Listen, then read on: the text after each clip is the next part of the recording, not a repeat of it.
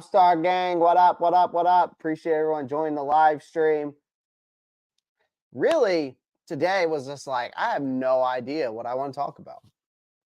Because we obviously dealt with the tag deadline yesterday. We're going to talk more about that. Obviously, there's some news and some articles I want to go over with you guys in the media. And if there's anything you all want me to talk about, let me know in the chat. But right now, there's not much going on. We're kind of in limbo mode until I think I feel like it's like we won't have any more news until before March. I mean, there'll be news probably before March 16th, but March 16th is a big day for cutting guys, releasing guys, and other ordeals. So, guys, I appreciate everyone joining the live stream. Let's get in here. We're definitely going to hop on Twitter today and look at some other things as well, see what the media and stuff like that's saying as well on there. And then we'll talk about some things that we'll probably talk about what the Carolina Panthers can do at that number 33 pick. Let's say if we don't move up in the draft. First article I wanted to talk about that I saw today is, let's talk about these here. Let's see here. I don't know why that's highlighted.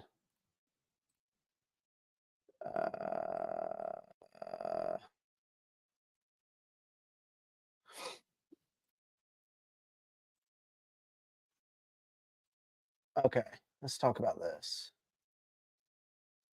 Let's bring this one up.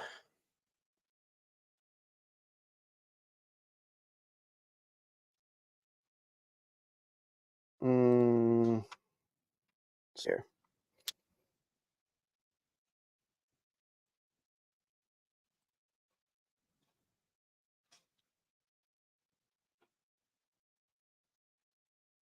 Okay, are we all right? Let's see here. Trying to share my screen. Give me a second. Good Lord. So I was reviewing this one this morning. This one came out by the Cat Crave. And I was reading through it. And it was saying 3 shocking cuts that the Carolina Panthers could make, obviously, in 2023. Let's do this. Let's put me like this. Let's put me like this. Yeah, there we go. You can still see me, but I think it's better that way. Actually, you know what? Let's do this. All right, let's do that. Screw it. All right, so the first cut that they were talking about that we could be seeing, and the first one was Xavier Woods, which is interesting to me because obviously we are at a crossroads with having to make some bold decisions, really into redeeming this whole team, right? And obviously we are in some financial constraints. And we are on this journey now, the offseason, of trying to revamp this roster, cut some dead weight, and of course, try to regain that success. So obviously, Dan Morgan is obviously the head honcho leading the charge here. We're already saw departures of Dante Jackson and Hayden Hurst. We know Dante Jackson, I think, was mainly because of, number one, I mean, Dante Jackson was a serviceable corner. He was our true number 2. But for a guy as fast as he is, he got burned more times than he probably should have, but also couldn't stay healthy. And his contract was killing us. And it saved us only like $5.9 million when we released him. Hayden Hurst really wasn't much, really for his contract was terrible. And we obviously took a hit on dead cap and that. But I think, like I said in my short video, the only reason why we cut Hayden Hurst was because I think that Dave Canales is going to really put an emphasis on that tight end position. But, you know, there is a lot of financial limitations here, obviously with the non-exclusive tag on Brian Burns, which we're going to talk more about here shortly.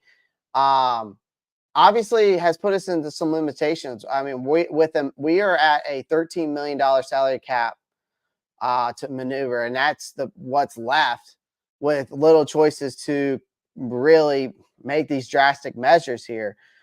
So they were talking about here on Cat Crave, though, Xavier Woods could be a guy that they might end up cutting. I think while the mere thought of parting ways with Woods may send, I think, some shivers down some Panthers fans' spines and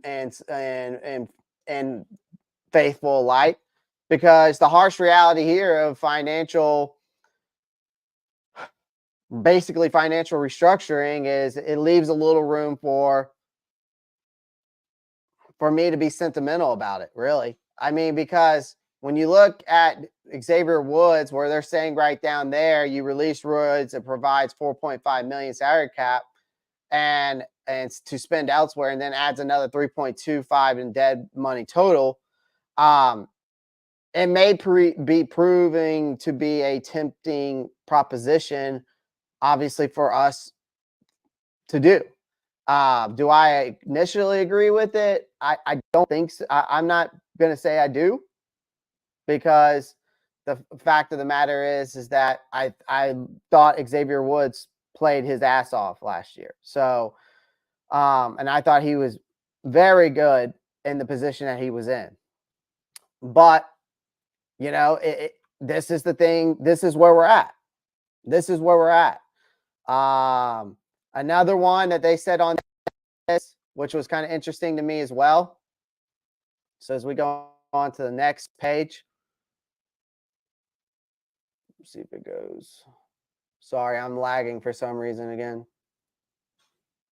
All morning has been fine. Okay, Bradley Bozeman. It's probably because all the ads that are on these damn articles. It's probably the reason why. So Bradley Bozeman, okay, another guy that, I mean, I know he's a pillar of the community. I know that he is a professional at his job. I know that this could be a potential departure. It really kind of strikes me a little iffy on this because of who he is. And I know that Panthers fans like him, but yet also at the same time, Bradley Bozeman was very inconsistent last year.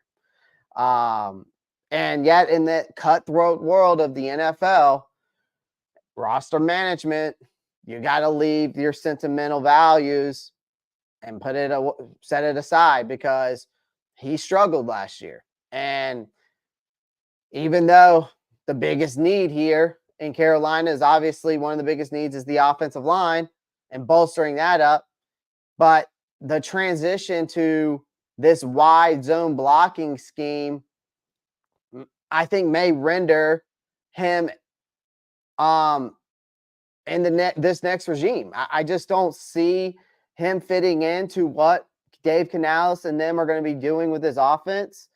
And Bradley Bozeman was great the year before that, but this year, obviously, we saw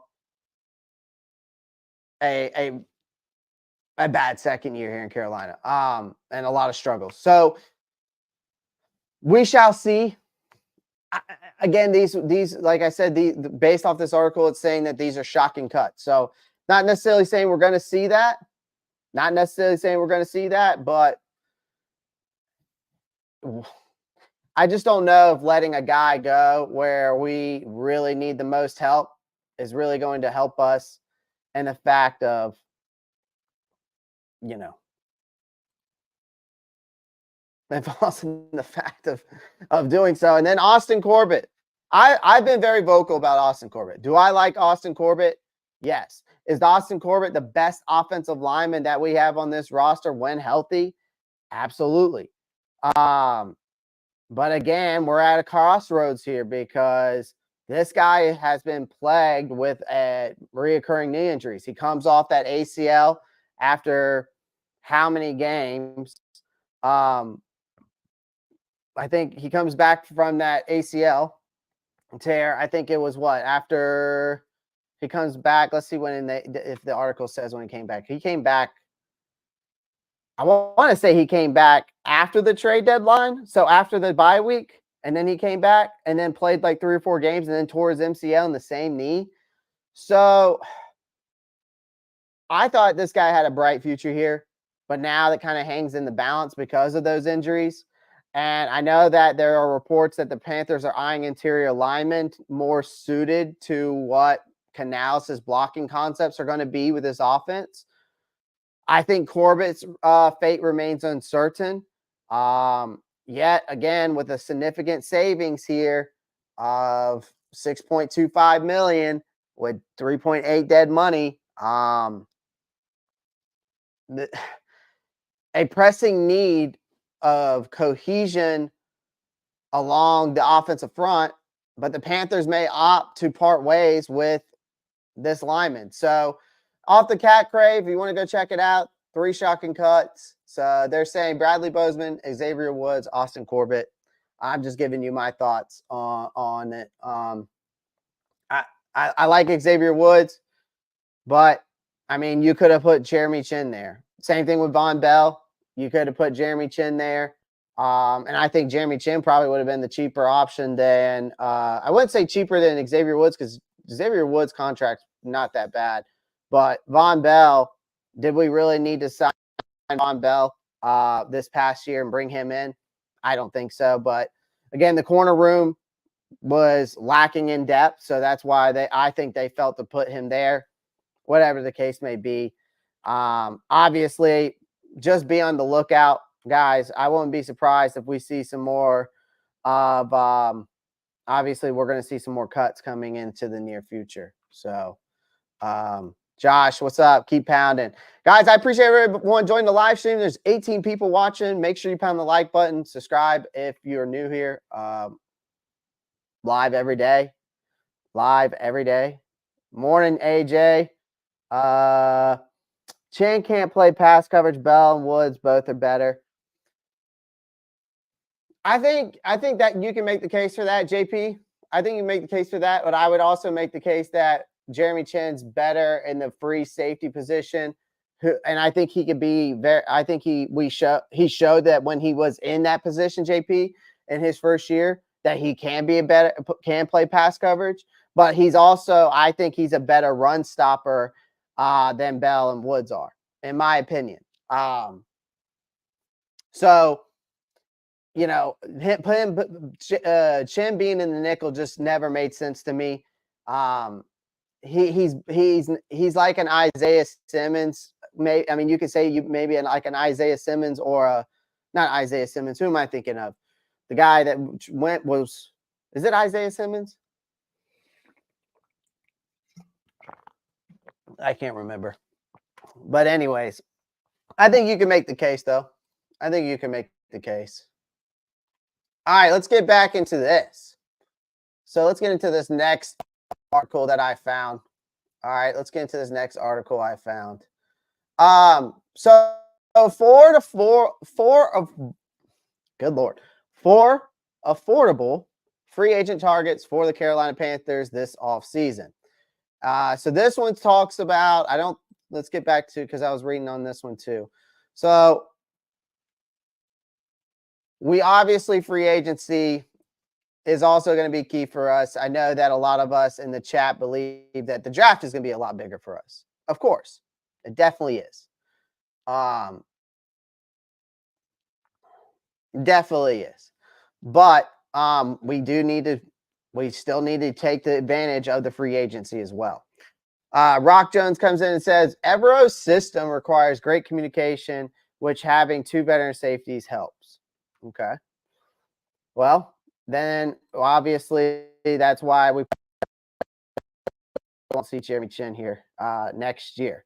So in this article, because in the grand chess game of the NFL, right? That's what this is. It's a chess game in the NFL. When it comes to that roster restructuring, the Panthers have to find themselves. We're in a precautious situation here. Okay, we are tasked to navigate these treacherous waters of the offseason in recruitment and, of course, with the financial constraints that come along with it. Again, after that franchise tag, okay, with Brian Burns, a mere $13 million salary cap is left to spare. So the Panthers have to adopt a strategy and be very frugal and to seek what they need in this free agency and what guys they need to bring in. Now, the first guy that they talk about here in this Cap Crave article is they're talking about Ezra Cleveland, okay, an offensive lineman who is he's, if I'm not mistaken, Ezra Cleveland is a left guard. I think he played for Minnesota last year, if I'm not mistaken. Joe Parsons actually suggests, as you can see here, says that Joe Parsons said that this could be a guy that the Panthers look into. Obviously, like I said, the biggest key here for the Carolina Panthers offseason, we all know, is to build around Bryce Young, put weapons around him, build the offensive lineup. There's a lot going to be a lot here, man. This offseason is so crucial to the rebuilding, just this first one, to move on to the next 2 to 3 years. But particularly building that offensive line in the interior is the biggest thing. I think between the left guard to center to right guard, those are the 3 positions on the offensive line that we really need. I'm okay with keeping Icky at left tackle. I'm willing to gamble on that. And obviously, Taylor Moton's, honestly, through the years since he's been here, has been the most consistent offensive lineman tackle on our team. So the thing is that to have success, which they're saying here, like the New Orleans Saints, because what Joe Parsons came out the other day with the copycat thing of the Carolina Panthers, of them going with the Drew Brees route kind of ordeal. They may look to go after Ezra Cleveland, who is a cost-effective solution. Now, Cleveland's had a solid performance last season. It was with the Jaguars. Okay, so I was wrong. It was actually with the Jaguars. It says it right there. I see it now. It says it with he was a second-round pick by Minnesota. See, I thought he is from Minnesota. Okay, so he was a second-round pick in Minnesota. Then he played in Jacksonville. So, okay. But he apparently had a solid performance last season. It says there that he only gave up 3 sacks for 749 snaps, which isn't bad, right? And obviously, I think that's an attractive option for a guy who has basically has 750 snaps and only allowed 3 sacks. So, and if he's cost effective, I don't see why not, right? I don't see why not. So, that's not bad at all. All right, so as we move on into the next guy, they're talking about in this article, they're talking about the Carolina Panthers signing Donovan Peoples-Jones, which we've talked about before on my show, who I think some of us in the chat have mentioned him before. Dom 34, Rob Star Report, what up? Just got off work, listening to chat. Nice, Dom. I hope you had a good day at work. Eating fish and fries. There you go. There you go. That's my kind of ordeal. Dom's already knows what to do, man. Dom already knows what to do. Smash that like, subscribe. Appreciate that. Yes, we have. So Josh is right. We've talked about Donovan Peoples-Jones before. We've looked at his market value. It's imperative to obviously get some more weaponry around Bryce Young. I expected them to secure a wide receiver in this free agent market, and I think they'll also go in the draft as well. If they don't get a guy in free agency, I think they go 2 wide receivers in the draft. Okay. But this is an affordable wide receiver talent. He didn't do much in Detroit, only had, I think, over 400 yards and maybe like 3 touchdowns last year in Detroit. But before he went to Detroit, he had over 1,000 yards in Cleveland, and I think he had around 7 touchdowns, something like that. So the guy can be a 1,000-yard wide receiver. While I know that people want those marquee names that are out there, right? Like Calvin Ridley, the Marquise Browns. But obviously, like a guy like Calvin Ridley, he may be beyond that financial reach, and the Panthers could strike gold with gambling on a guy like Donovan Peoples-Jones. I think he did pretty well his third year in Cleveland. Obviously, with that wide receiver group there in Detroit, the play time was very limited. But he's a guy I think that has some potential. And I think he can be an opposing physical threat. That's what makes me intrigued about him. Because we do need the offensive firepower. He's still young. So I think he would be, and he's obviously on the cheaper side of things. So, that's the biggest key here is we're talking, I mean, based off this article, they're talking about guys that we can afford even after that whole franchise tag with Brian Burns that brought us down to $13 million. Now, another guy for the offensive line is Damian Lewis. Okay. Now, again, we're in that quest to revamp that offensive line, right? So Damian Lewis could be a guy who has who's had his time, right, under Dave Canales with the Seahawks. So he brings in that experience, the understanding of the wide zone blocking concepts, and it fits that new offensive blueprint that Canales is going to be bringing to the table. He's got his price tag is very modest. He's a great run blocker. So I think he would be another solution to bringing depth to that offensive line. And honestly, I'd love to bring both Ezra and Damian Lewis in because, they're going to be both very serviceable offensive linemen. So I want to go check and see what Ezra played because I'm pretty sure Ezra played Ezra Cleveland. I was looking at him the other day. Yeah, he plays left guard. So, and I'm pretty sure Damian Lewis does too. So, if we're gonna get one of these guys, I mean, here's the thing. I know that both of these guys play left guard, but I just don't know. Even though they're affordable, I think Brady Christensen still makes the point that he's a good, very solid offensive left guard.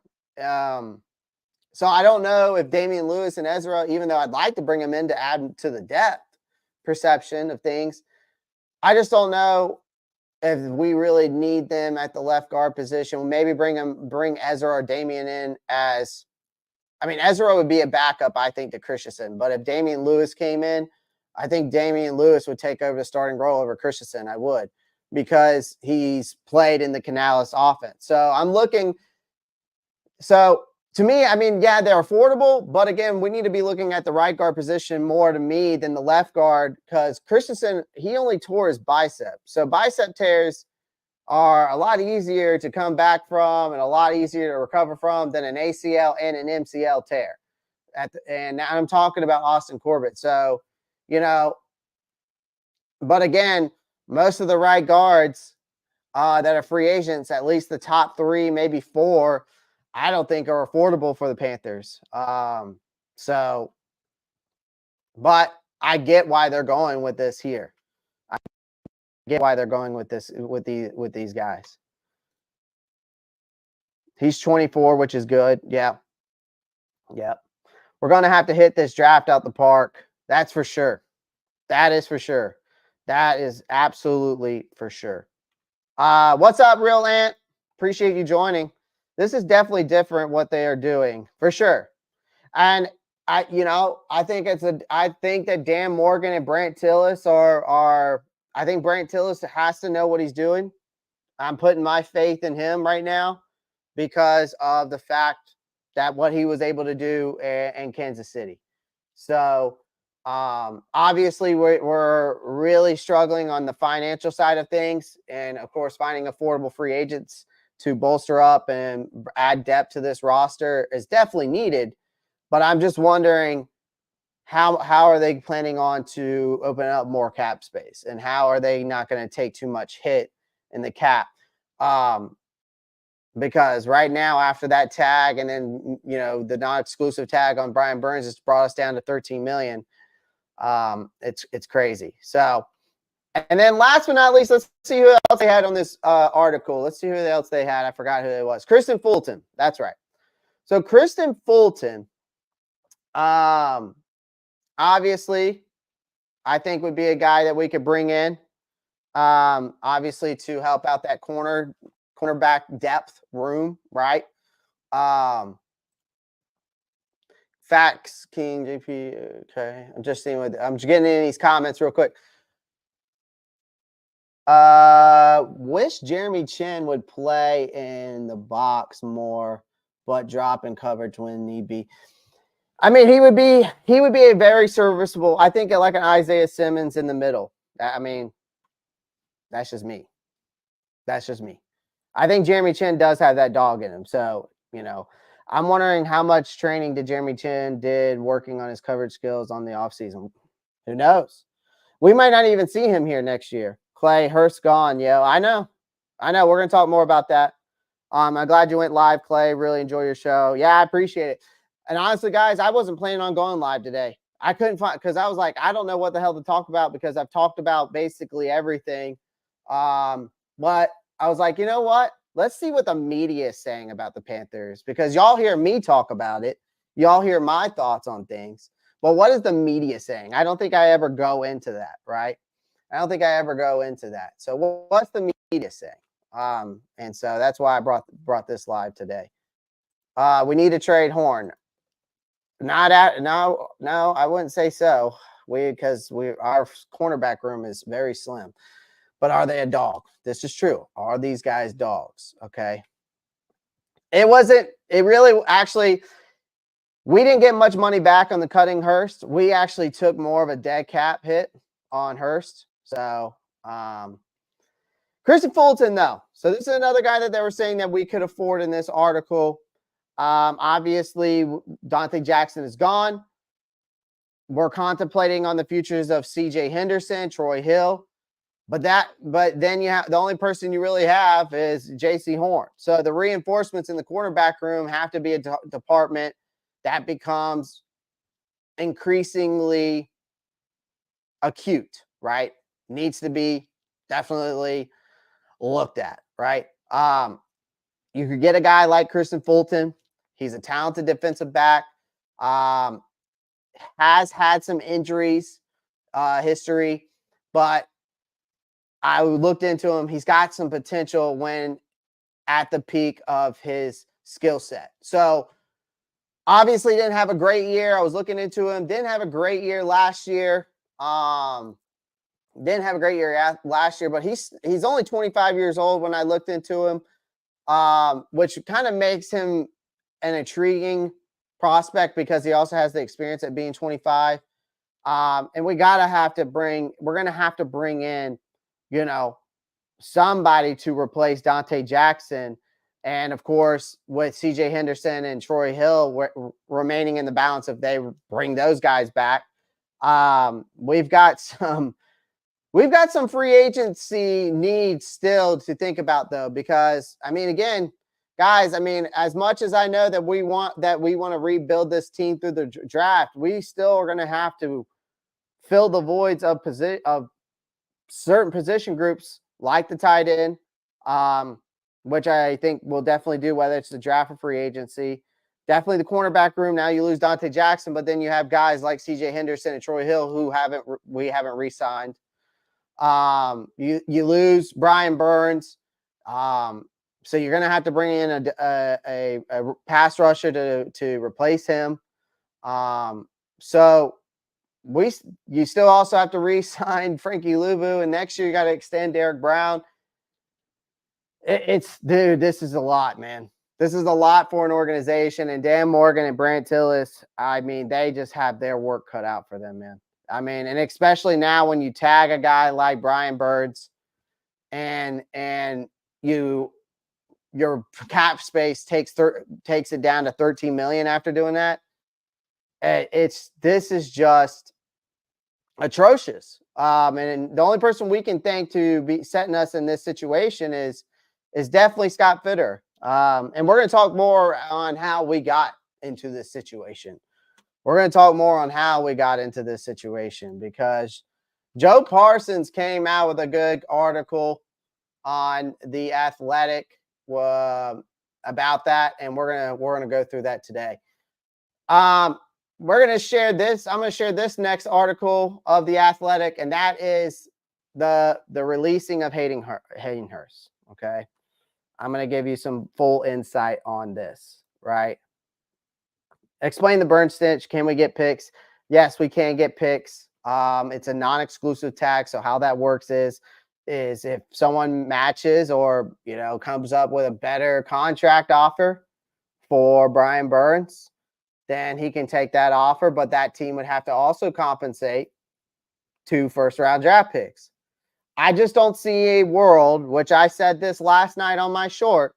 I said, I don't see a world where this happens. It's only happened once in Carolina Panthers history from a guy named Damian Gilbert, which I had to go look him up because I didn't even remember that. Damian Gilbert. And it ended up being one of the top 3 worst moves in Carolina Panthers history. So this stuff rarely happens when it comes to that thing. I'm surprised about DJ getting cut because we have no corners. I think they did it because they were big, because they knew with the Brian Burns thing they needed to make moves. But $13 million is not a lot of money, especially when it comes to the NFL. Undrafted free agent is going to be a money ball type situation for a while. It might be AJ Brooks.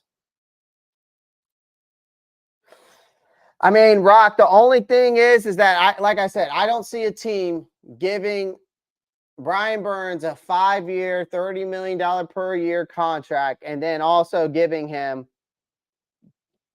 us 2 first-round draft picks in compensation. I just don't see it. I think that what's going to happen, Rock, is Burns is going to test that market, and he's going to find out that his market value is not as high as he thinks it is. And he's going to he might end up just coming back and saying, hey, so is that $27 million contract still on the table? And they're probably going to be like, no. So and now it's 24 million. That's what I would do if I'm Dan Morgan Brant Tillis. You had a $27 million contract on the table and you refused to take it. So I mean, I wouldn't let him walk. That's for sure. I mean, I would if he wants to sign a $27 million contract. I mean, I'm cool with it, but I just don't see it happening. I just don't. There's a lot going on here. Did we get anything back? Nah. I mean, we got 5. If you're talking about D-Jack, Matt Chatter, we got $5.9 million in cap space back. His agent's about to get fired is what's going to happen. Probably. Because I think it's more of his agent than it is. In my opinion, a little bit than it is Burns. I know Burns wants to get paid, but I think it's more of his agent. I would too, Clay. Yeah. I mean, if he comes back and is like, is that $27 million contract on the table? I'm going to be like, no. You had your chance. So we're going to trade you or, but someone will be willing to pay Burns, but not 2 first-round picks. But that's how it works, Rock. So with the non-exclusive tag, so go look it up. With the non-exclusive tag, a team will, if Burns finds that deal, a team has to give him that contract, and they have to compensate the Panthers 2 first-round picks. That's how the non-exclusive tag trade works. For the Carolina Panthers, it's like they're getting their cake and eating it too. That's basically what the non-exclusive tag trade is. Yep, exactly. Yesterday's price is not today's price. I mean, that's how the non-exclusive tag trade. That's why I say it's rare that it happens, Rock. That it's rarely that those situations happen. We can negotiate picks. Yes, we can. We can negotiate picks. All right. But the compensation does say it doesn't necessarily have to be 2 first round picks because like Josh said, I didn't get to that part, but and I would take that. And the person and if it's 2 first round picks, I'm hammering the phone on the Washington Commanders because they've got 2 early second round picks. So if that's the case and they go with 2 second round picks, I'm hammering that phone. I'm hammering that phone for the Washington Commanders. I'm gonna be like, yo, Washington. Because I hope it's Washington. Because if it is going to be 2 second round picks, I'd love to, you know, get their 2 early second round picks. So that'd be nice. So all right, so Hayden Hurst in this article, Joe Parsons, the man, the myth, the legend, the guy is a freaking stud when it comes to media talk, especially about the Carolina Panthers. Obviously, y'all know, right? We released the veteran tight end after 1 year, and he signed a 3-year deal, which is crazy to me because sources state in this article that the team offered Hurst a pay cut to remain on the roster. He declined, which resulted in his release. Okay. Plus that roster bonus deadline. So they were like, well, we're not going to give you that roster bonus. So that was another reason why the Carolina Panthers also released Dante Jackson because of that roster bonus he was going to receive as well.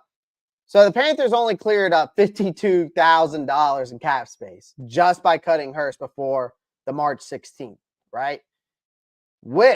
Here's the problem here. $9.9 million in dead cap money that got hit. So you got Dan Morgan, Dave Canales. Obviously, they're shaking things up after last season, disappointing year. So we know that last season, the first game, Hayden Hurst caught the first touchdown of Bryce Young's career against Atlanta, right? Didn't have many opportunities really to shine in other games. Then the season was cut short for him because he suffered a massive concussion during that Thursday night game against Chicago. And despite not getting much action on the field, Hurst still had some thoughts on the Panthers rookie quarterback. And he came out and said it. Y'all saw the video. He said that it would be good for Bryce to have consistency this offseason. And he also said one voice to tell him what to do and how to guide him in the right direction. So this move to me is a sign of obviously more changes to come for the Panthers, right? And especially with tight end Ian Thomas, also who's going to be a potentially salary cap cut this offseason. I think also Terrace Marshall is going to be a salary cap cut this offseason. Again, only time will tell with how this team will fare out with these shakeups. And I think one thing's for sure, as Panthers fans, we do not need to be afraid to make bold moves to improve this roster. And I think another thing with this whole storyline here is that I think Canales is going to put a big emphasis on the tight end position. And I think there's guys like Noah Fant could be a guy that comes to Carolina. That could be a guy that comes in as a veteran tight end.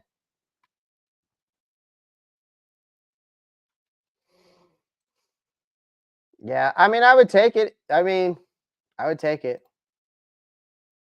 Why would you take a pay cut? Yeah, I wouldn't take a pay cut. Didn't Washington just send Young and Sweat away just last year? Yeah, so they're gonna have to. They're also having, but they're going to be definitely trying to hammer out that defensive line. So that's why I'm saying, maybe the Commanders might want him. So cutting Hurst saves money next season. That's why. Yeah, the problem is the dead cap that we take from him. That's the biggest issue. I think that medical score is why our Panthers let Hurst go. Could be.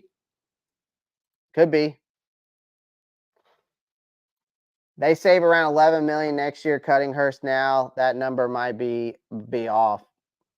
We shall see, man. I just know that we're taking a massive dead cap hit off of his contract. I just know that. All right, another one by Joe Parsons. This was obviously when it happened, when he got franchise tagged. But Joe Parsons kind of went into a little bit more detail here with this article. Basically, again, this game is this NFL offseason is a game of chess, and you have to make those bold moves by using the franchise tag and or non-exclusive tag, whatever the case may be. Now it went from franchise tag to a non-exclusive tag with it felt like less than a second, because when we were live and it happened, right? Because we were live when they franchise tagged Brian Burns, but then Adam Schefter came out and said it was a non-exclusive tag like 1 minute later. So obviously that has become to fruition, but the problem here is that the negotiations up to this decision were complicated because the Panthers and Burns engaged in talks, and they were unable to reach that long-term deal, whether it was egos, whether it's Burns, or whether it's Burns' agent. But Burns was looking for an annual salary, we know, around $30 million. There's also rumors out there that he wanted $35 million, okay? Which they were offering more of a conservative sum of approximately $27 million over the 5 years. So that's a gap between it was a $3 million dilemma, okay? All right. However, this is not the end of that story, because with that franchise tag in place, obviously now negotiations are different, okay?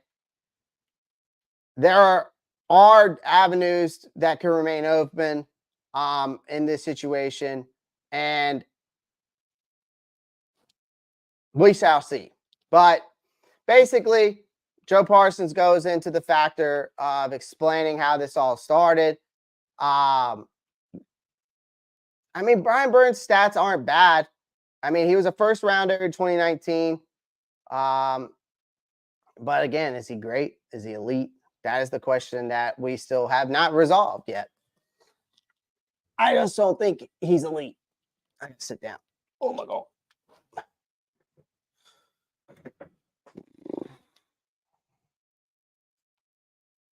So, again, guys, here we are. Here we are.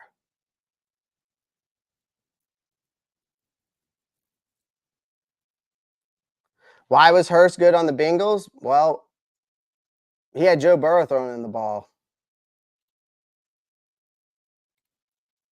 He had Joe Burrow throwing the ball. That's all I got to say.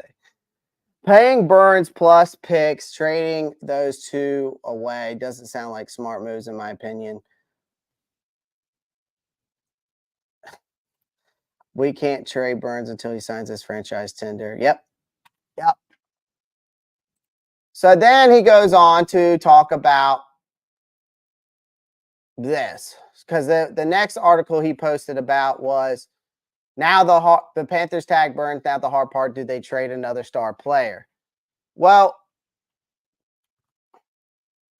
that's a good question. And this article came out about 7 hours ago.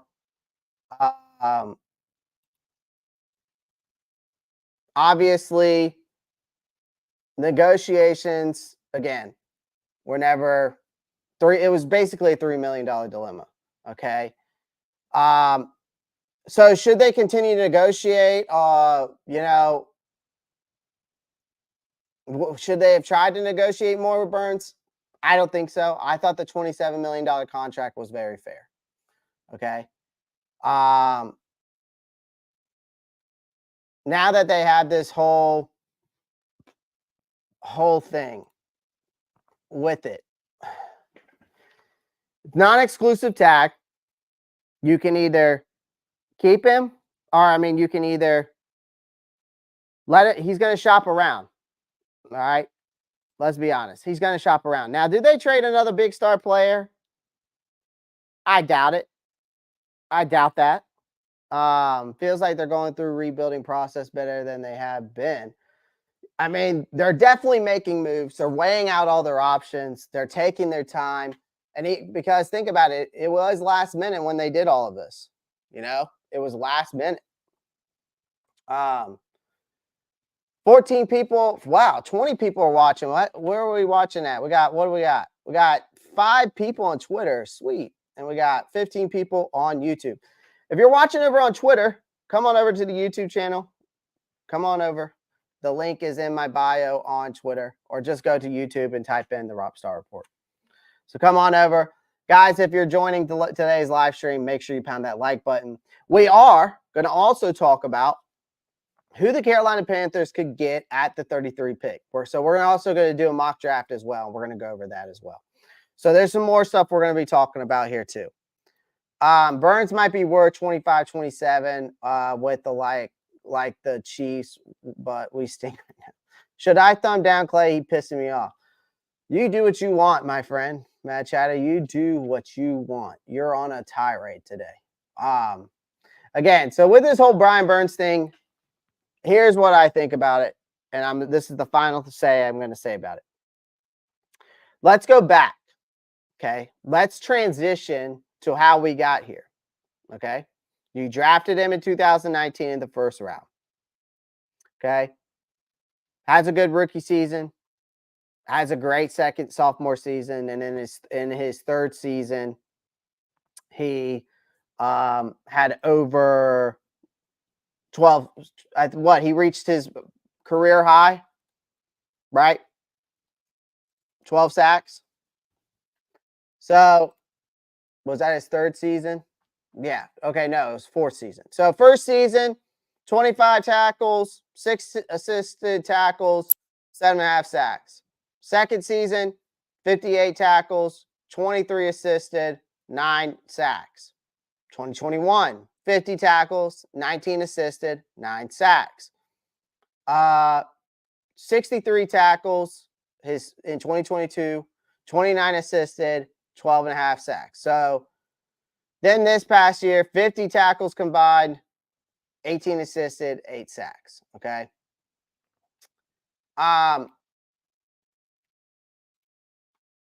So he's only had one season where he's had double-digit sacks. Now we're going based off of sacks. That's fine. Okay. But we're going based off of winning percentage. He's top 11 last year. He finished number 11 last year. Winning percentage the year before that in 2022, when he had his best season, he was top 5. Okay. But the man, to me, is just his market value right now is at $21.4 million. Which says to me he's really only worth around at that peak high, and I've said it before, his peak market value to me is $25 million. His low end market value is 22. Okay. All right. I don't think he's worth $30 million. Okay. If you go look at the biggest, highest paid pass rushers, I mean, no offense, they have better stats and their winning percentages are just as they have better stats and the winning percentages are basically the same. Okay. Which then you can make the case. Okay. Is he better? Is he in that elite category? Yeah. I think you have to look at Brian Burns as a complete player, for sure. I think you have to look at him as a complete player. Okay. If you want to compare him to anybody, that's fine. That's fine. If you go look at his stats, you can compare him to other people's stats, which I've done before actually. I want to find that post on Twitter if I can find it, because I have side-by-side stats of Brian Burns with 2 of the top pass rushers in the NFL. Let me see if I can find it here.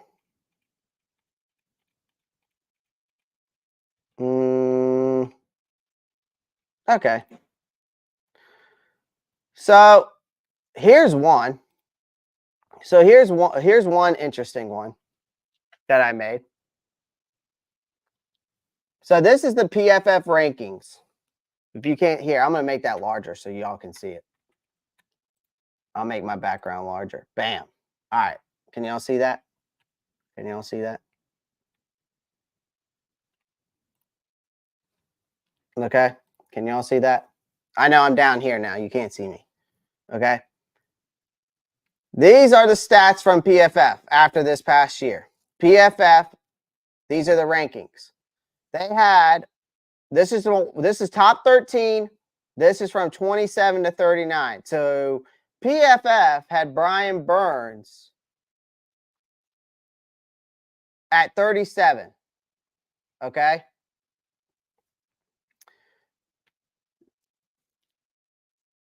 So does that tell you now? PFF, some people don't believe in that either. So let's scroll down here. Here's another one. This was this past season as well. Brian Burns winning pass rush win rate right here. Finished 11th.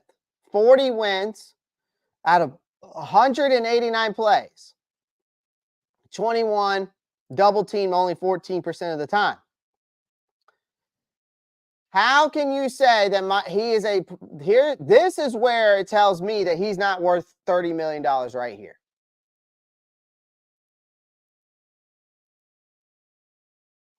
JP, I mean, let me know when I'm wrong about this, man, because Micah Parsons, his win had 84 wins over 238 plays and 35% win rate as a pass rusher and was double teamed the most on this list and still finished number one. Myles Garrett, 269 plays, 82 wins, 30% win rate, 29% of the time double teamed. What am I missing? TJ Watt.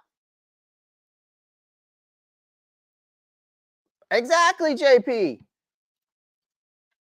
So this is where I'm getting at with the whole thing. He's not worth $30 million.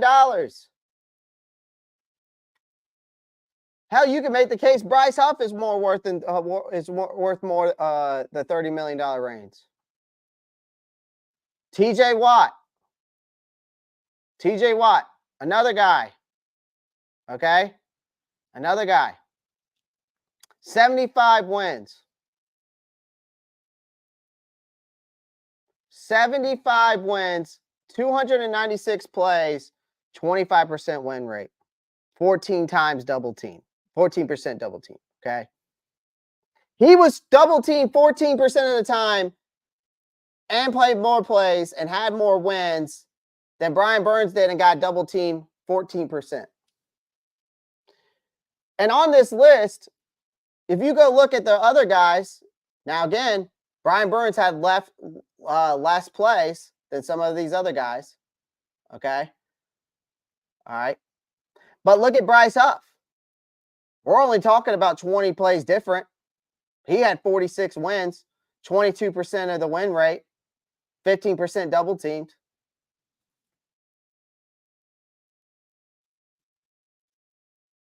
Yeah. So for all you other Panthers fans out there that I know who watch me and other shows, JP knows who I'm talking about. That Brian Burns can do no wrong. Tell me when I am wrong, though. Tell me when I am wrong, chat, about Brian Burns. The reason why this post says, let's break it down, you fools, because I had people bashing me saying I would take 2 second-round picks in the 2024 draft for Brian Burns.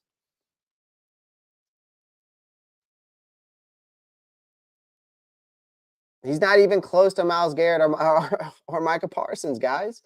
Like, that's why you got to make it make sense. And yes, his run defensive grade. Go look his PFF grades on run defense. Atrocious. And another thing, they wanted, I was listening to Black Cat Panther podcast. They were talking about how many times Burns got a chance to rush the passer. You ever thought, though, too, if you go look at back to the games, when we were playing against these teams, how many games was Carolina down by 14 plus points and all that team had to do was run the ball the rest of the game? Basically. I think I counted 8 games. Where the Carolina Panthers were down by 14 plus points. And we know what happens. All that team had to do was run the ball.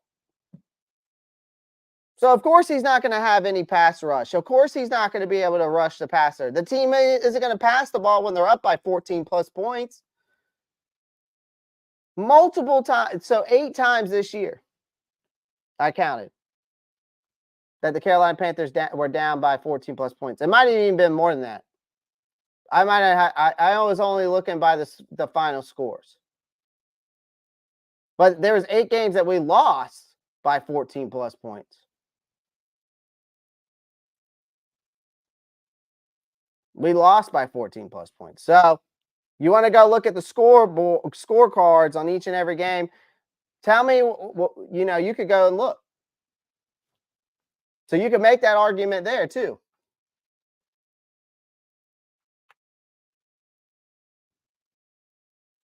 So, I mean,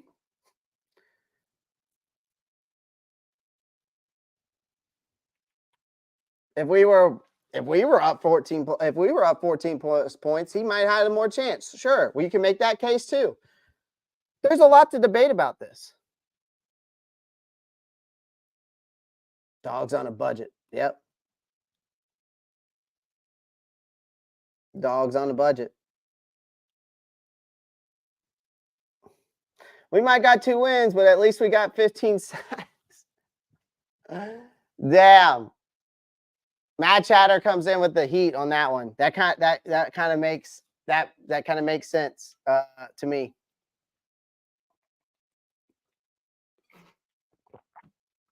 Oh my gosh. The tackles should be high then. He can't go off his block because he has no power to stop the run. Exactly. And then his run grade is absolutely atrocious. So if we go look at his run grade, which I'll bring that up too.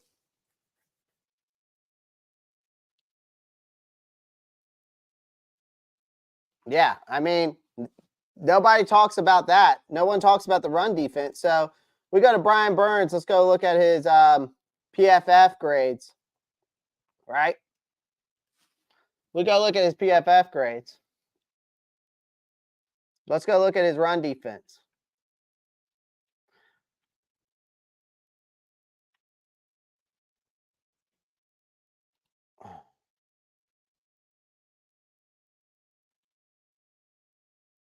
So, run defense. Finished. Okay. Finish at a 63.2. Which, again, if you go look, when I showed you his PFF, where he was ranked on PFF after last year, he was 37th in the league overall. He wasn't even top 20, top 25, not even top 30, not top 35, 37. He finished 37 last year. And people are saying, well, he didn't want to go out there and put his body on the line for a team that was going 2-15. But he knew this was his contract year, right? And he said that he was going to stand on business and still continue to play even without the contract negotiations.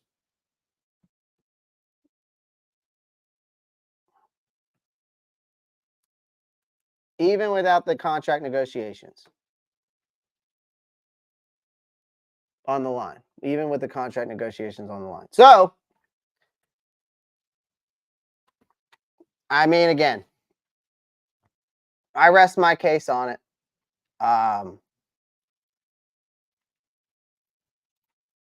mean, I rest my case. I always looked at run defense as a 1, 2, or ugly stat, but most players only care about the pretty stats, and that's the sacks. That's true. That's what people look at. They look at the sacks. They don't look at the run defense. They don't look at what he did in the pass coverage. They don't look at his tackling. You know, they don't look at those other things. They want the sacks. They want the pretty stats. Exactly. With how expensive Burns is, I'll be surprised if we get a offer for Burns. Yeah, I know. He's a specialty player, not a complete player. Complete players get top money. Bosa's, Miles, Watts. Yeah. Yep. That's true. I totally agree, Matt Chatter. Especially AJ Brooks fans will still lie to themselves about Burns' course, blind Panther love. JP, you know who that is, though, right? You know who that is? That wonderful. My friends over there. They're my friends. I love them, but they are diehard over there. Burns fans. Diehard Burns fans over there. Feel like too many fans be like, we do. At least we got 1 star. Yeah, I mean, again, I'd rather have 2 guys. I would rather have 2 guys that give me 9 sacks for the price of 1 guy. That's all I have to say. That's 18 sacks total. So, you know, it is what it is. You know, it is what it is. But then if we go look at this, so let's look at this. So here's his market value. Okay, here's his market value. It's 21.7. Okay. So his market value is really around 22, like I said, 22 million. Okay. He's around 22 million. And if we go look, again, if we go look at that win rate, not the win rate, PFF had all these guys that you see down there, comparable players down there, higher than him. Now, the win rate, he was higher than Nick Bosa and Joey Bosa, but it wasn't higher than TJ Watt and Myles Garrett. And you can also make the same for Micah Parsons. All right. Again, I think he's worth, like I said, between 22 and 25. They offered him 27. There's a $3 million dilemma. And I don't know if we'll ever get past that. I don't think they'll ever get past that.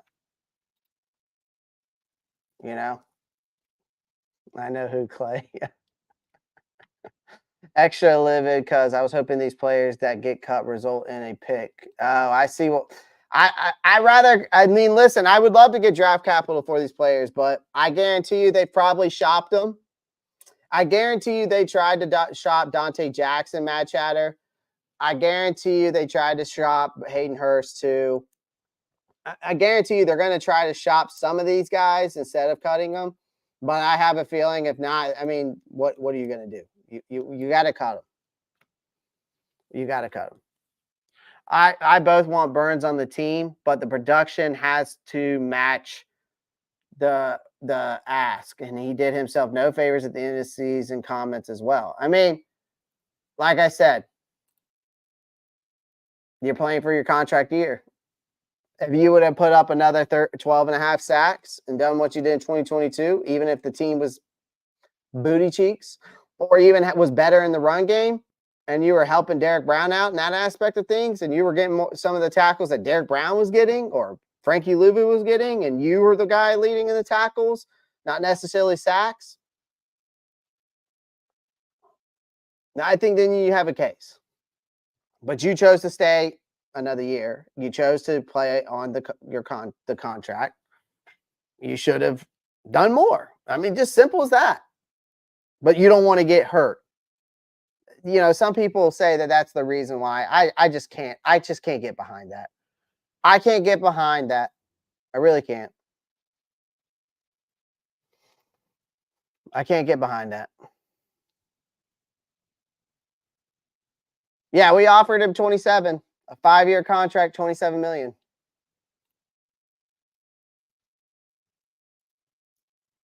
Yeah, he messed up on a contract year, not playing hard. I mean, if that's the case, but he's not helping us. If he would have played hard, he might have helped us win more games. If he would have made more plays, that's also another thing you could have said.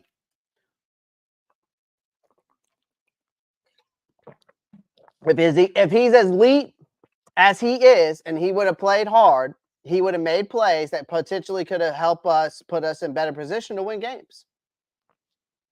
Just saying. Yeah. Cutting TMJ news. I'm surprising. His case is weird from the outside. Yeah, I mean, Rock, he's probably going to get cut. I think he's one of the cut candidates. He requested a trade last year, and he didn't really see much playing time, obviously. Maybe they keep him. And maybe Dave Canales, the guy who's a wide receiver guru and a quarterback guru, maybe he can bring what Terrace Marshall was meant to be. Who knows? But I doubt it. Again, I doubt it. If he's on this roster next year, then Dave Canales must really believe that he can get that potential of what TMJ was supposed to be, right? They get hurt, comment, BS. Yeah, it's a bullshit narrative. It's a bullshit narrative. I'd be surprised if he get 27 anywhere else. He ain't Reddick flying around the field. He beating up on the Falcons on sacks, trade TMJ. Yeah, I mean, you might be able to trade TMJ. I just don't know. I don't know. All right, let's move on to the next little thing here I want to talk about. I want to talk about this. I want to talk about this article right here. This article is intriguing to me. Report dashes hope of Carolina Panthers receiving King's ransom from Brian Burns. Any news about, I assume, staying? I have not heard, Josh. I have not heard. Twitter is obviously blowing up about really the releases of, right now, what's been going on, the releases of Hayden Hurst and Dante Jackson, and of course the Brian Burns situation. But other than that, I have not heard anything else. That's why we're doing what I'm doing today. Other teams can watch film and see the players that weren't hungry, right? Yeah, they can. I'm over Team J by now. Multiple regimes, multiple offensive system for him. He still showed nothing. Yeah, he did. He still showed nothing. He unfortunately did. So he's done himself no favors, whether he believes it or not. But so this ongoing drama, as we know, with the Carolina Panthers and Brian Burns. If not, if you don't know, let me fill you in a little bit more in this situation, because the situation, obviously, as the days go by, I feel like this just gets complicated with the non-exclusive tag, going from franchise tag, non-exclusive tag, the compensation for him, the 2 first-round picks, his $30 million contract he's looking for the next 5 years. But what's happening is the rumors of maybe if they don't find, if he doesn't find the market value that he's looking for, they franchise, they do what Rock said, did the franchise tender or whatever it is, and they get that significant return. That could be a trade involved that would bring a significant return for Burns. Really have turned out to be false, because I think it's unsure what's going to happen next year, because Burns and the Panthers have been at odds since before the 2023 season.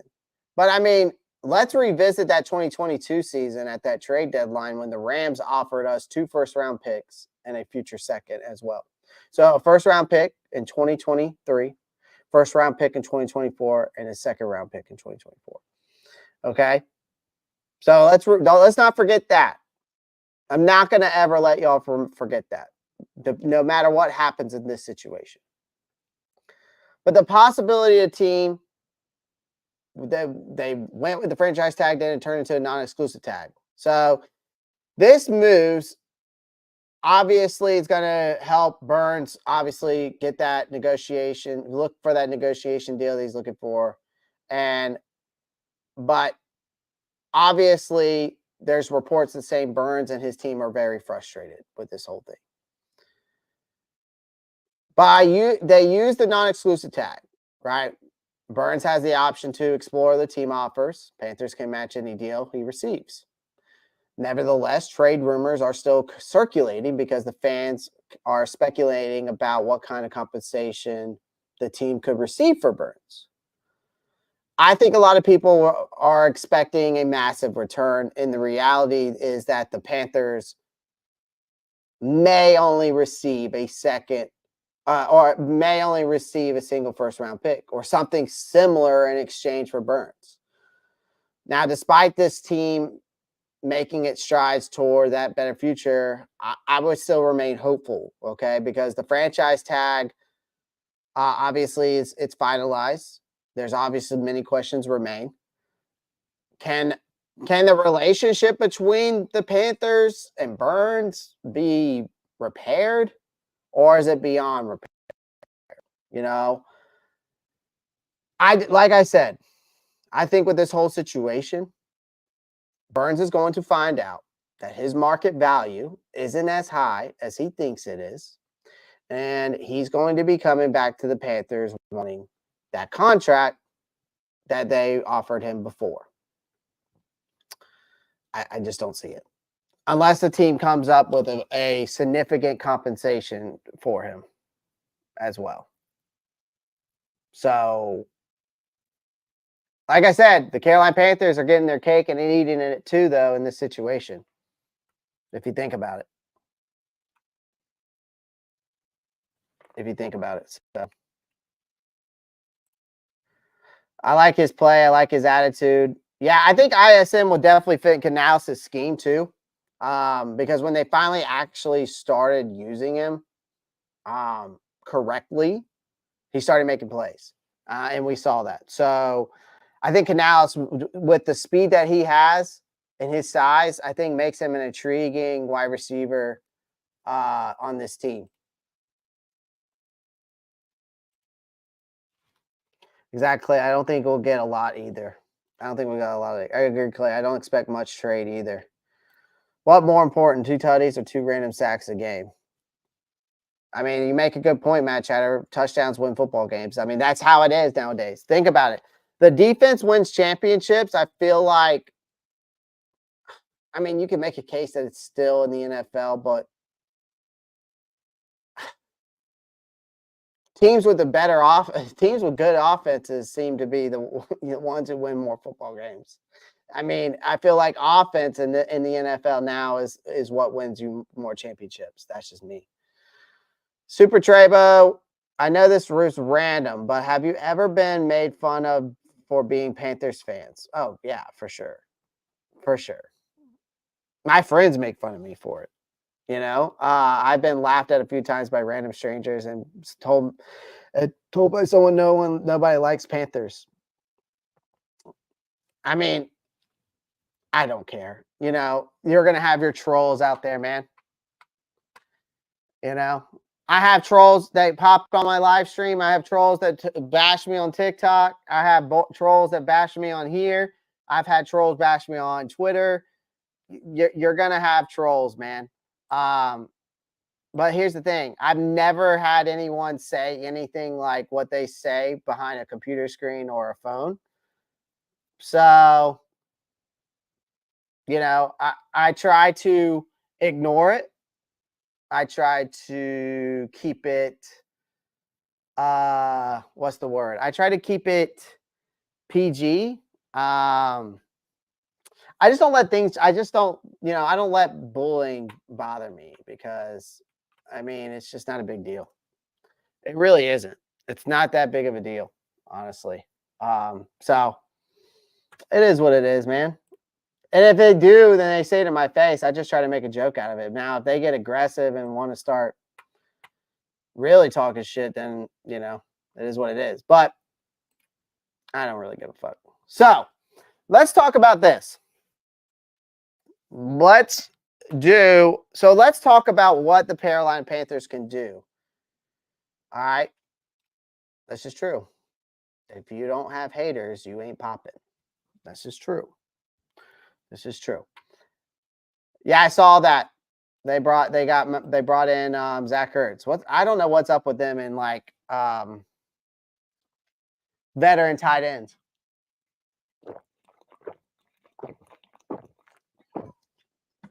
All right. Mock draft time. Okay. But then we might do 2 mock drafts, but one is going to be where we don't trade up in the first round because I want to go over who will be available at that 33rd pick and who we should go with. Okay. So I'm going to make this bigger. I'm going to move this down. Guys, how do you think I should do the settings? You know what, chat? Y'all let me know in the chat. How should I do the settings first off? So, yeah, he's got to be he's like 30. I mean, yeah. I mean, I know that's exact. He's like 34. I was hoping you'd do a mock. Yeah, I'm doing a mock. They already Rock. They already released Dante Jackson. They've already released him, so you can't trade him now, unfortunately. I was hoping they would try to trade him and at least get a 5th round pick for him. But releasing him saved more cap. That's why they went that route. All right. So care for positional value. What do y'all think? Should we put that at more? Should we put it in the middle?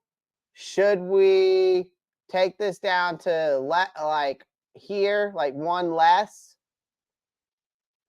Should we go by care for positional value?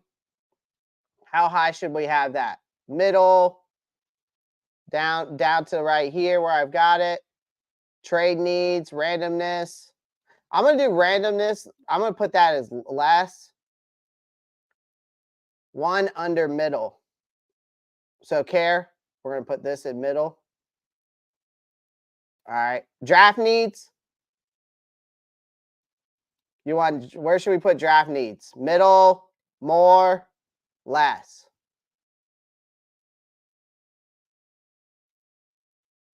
Let me know in the chat real quick. Middle, more, less.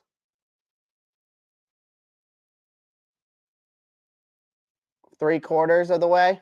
All right, so let's go 1, 2, right there. We'll go like that. And I think randomness, are we good with it all the way down? Are we good with that being all the way down?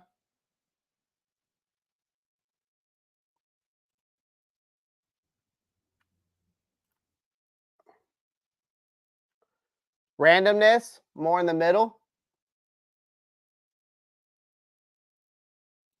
We say more in the middle? Okay, middle. So like that. Y'all cool with that?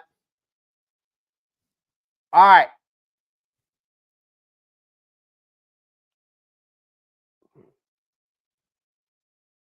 Yeah, no randomness. Oh, no randomness? Okay. Wait, JP said no randomness. So let's do no randomness. I see middle from Josh. I see Rock for middle. JP says no. Josh says thumbs up, which I think he was cool with just it being like that. Let's do a little bit of randomness. Let's keep it like, let's go like right there. Let's go right there. Just a little bit of randomness. Because that shit's going to happen. There could be some shocking, there's going to be shocking picks. I think right there is good. Yeah. All right. All right. We're doing a 7th round mock draft. I'm going to do no trades in this one. Okay. No trades in this one. Let's see here. So Caleb, Drake. I don't think that's going to be the case. I truly believe that the Bears are going to keep Fields. I think they go Marvin Harrison 1. I think if they're smart, they either shop that number 1 overall pick or they, you know, because if I'm Washington or you know, whoever, Washington or the Patriots, I'm trying to move up at that 1 pick. Broncos go Jaden Daniels. That's kind of, I could see that. I could see that. I could definitely see that. These are some of the, I definitely could see these. Fashanu to the Bengals makes sense. Jared Verse to Rams makes sense. Steelers, Jackson Powers Johnson makes sense. Latham to the Dolphins makes sense. Brian Thomas to the Texans. I guess I could see that. Marius Mims to Dallas makes sense. Graham Barton makes sense to Green Bay for sure. Peyton Wilson to Tampa, I guess I could see that. Lad Monken to Detroit, I don't think so. Lad Monken's not going to Detroit. I don't see that. Adonia Mitchell to see Lad Monken would see. I would probably maneuver this around. I put Kool-Aid McKinstry where Lad Monken is. Yeah, I don't see that happening, no. Yeah, I mean, they took the younger, better Burns, smart. All right, so with the 33rd pick, we have on the board Zach Frazier, TJ Tampa, okay, Chris Broswell, Jordan Morgan, Tre'Davion Sanders, Adiza Isaac, Braden Fisk, okay, Chop Robinson, okay. You got Kamar Lassiter, Darius Robinson. So there's a lot of guys here. If we're going based off wide receiver, offensive tackle, I would say, well, we're definitely, it's either wide receiver or guard here. I mean, here's the thing. I've got the 65th pick. I'm not going to take Zach Frazier. Okay. I'm not going to, I'm not going to take Zach Frazier. I'm not going to take Roman Wilson or Ricky Purcell. Now, we're not doing any trades in this one. I'm not trading back.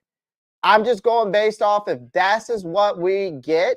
This is what, if let's say they don't make any trades, this is what we get. Okay. So I'm going to go with, I mean, obviously the center position, the guard position is huge. I'll probably be able to get Christian Haynes on the back end. Cedric Van Pran I can get as a center. I mean, for me, you know, I got to go Zach Frazier. For those of you that don't know who Zach Frazier is, he's a center, the center out of, he's a center out of West Virginia. And I've got him as one of my top 5. I got him as one of my top 5. I think he's my only top 5 guards and centers. At least one of them. If we're talking about centers or guards, he's definitely one of the top 5. If we're talking about guards, Cooper Beebe in there, but Jackson Powers Johnson is definitely number 1 for me. But Zach Frazier was a wrestler, for those of you who don't know. So he went from pins to pancake blocks. He's a master at leverage and technique. He's 314 pounds. I like him a lot. He's a big, big dude. Very good guy. He's very good at getting that leverage and technique in the middle there. He's a chess master in the middle.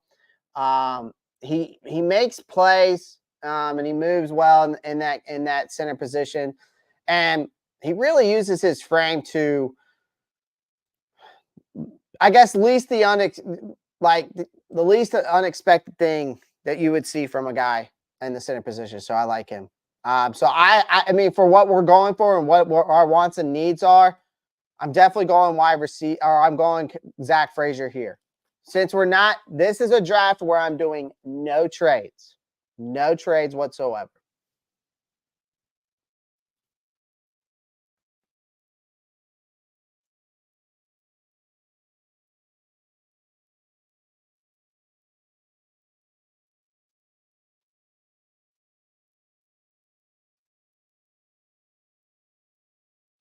So Braden Fisk is off the board.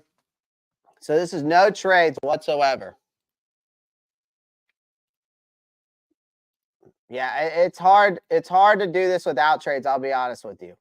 So if it's hard enough for me, guys, to do this without trades and doing it without trades, because watch how hard this is once I get, after we get past this round. Because if we do this without trades, it is totally hard to do this. So I don't know how the Panthers are going to do this without trading up.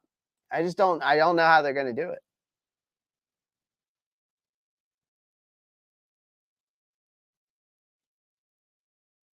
I really don't.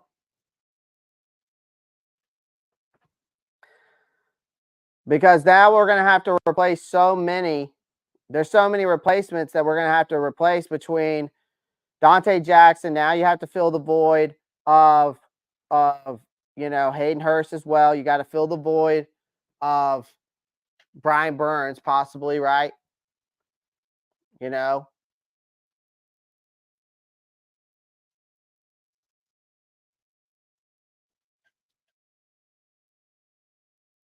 All right, so here we are.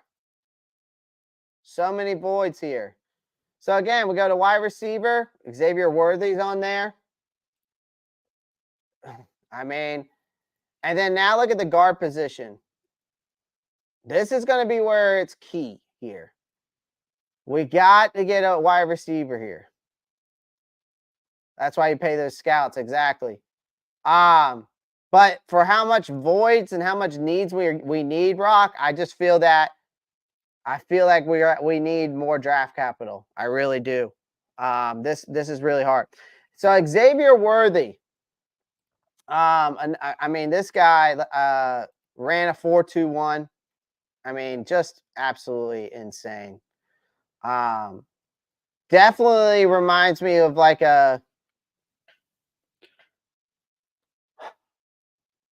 I want to say he reminds me of because of the 4.21 speed, he kind of reminds me of like he said in his press conference, how he could help Bryce Young be that Jameson Williams like he was in college. And I can see how that can correlate. All right. Devontae Walker, I like as well. A big time wide receiver. He's going to be a guy who can go up and get it.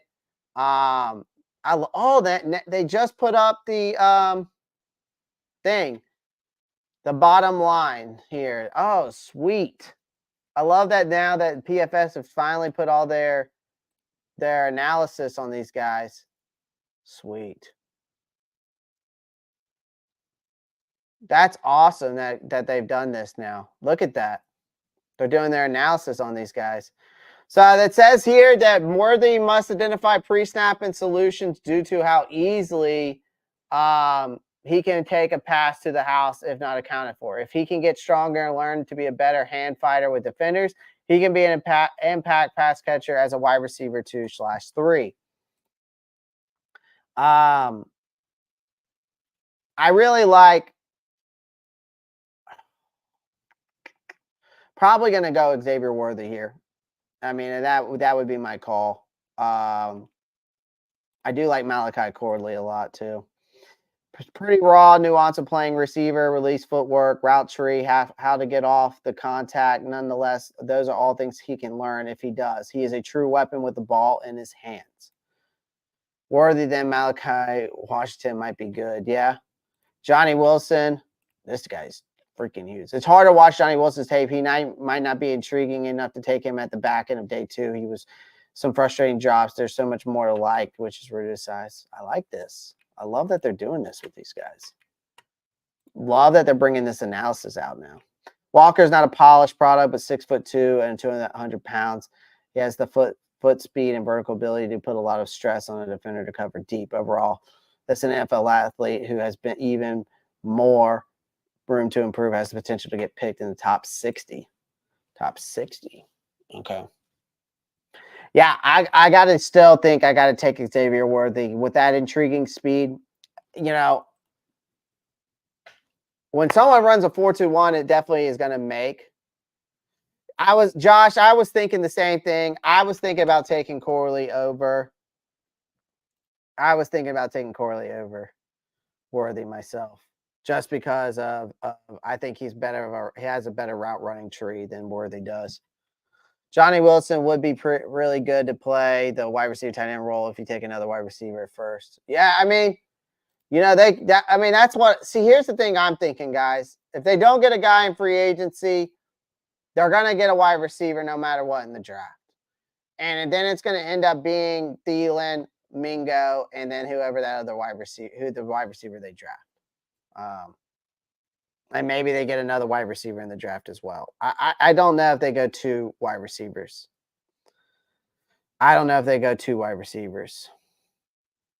So we got our center, we got a wide receiver. Again, we're not doing any trades this time around. We're not doing any trades this time around.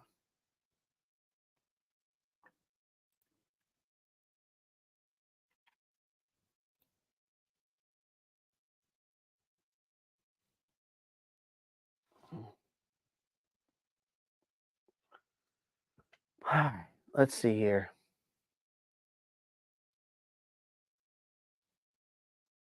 So we got our wide receiver, we got our center. So based off the needs, we need a tight end, we need a guard, we need a defensive lineman, we need a linebacker. All right.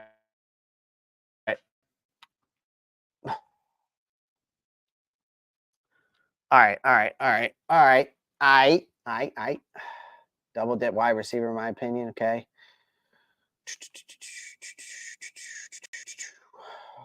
Yo, there's your boy. Interior. D-line. Linebacker. Okay. This is where it gets tough because I really like what I saw from Cade Stover in the combine. Malik Washington is definitely intriguing for sure. This is where it gets tough for me because I only have the 102 pick. And again, we're not doing any trades, so I've got to be very, very cautious on how I pick here. Now, again, we got a center, and I don't need Cooper Beebe technically because, again, as much as I'm high on Cooper Beebe, I'm still putting my faith in Brady Christensen to come back. So if I win another guard here, I'd go right guard. And I don't know who's here at right guard to take right now.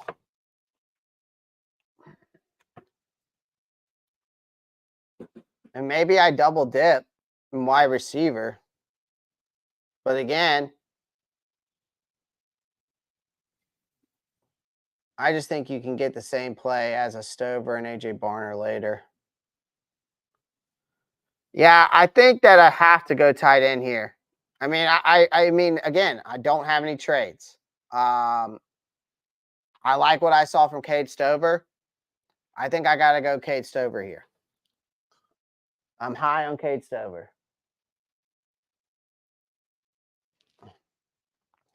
All right.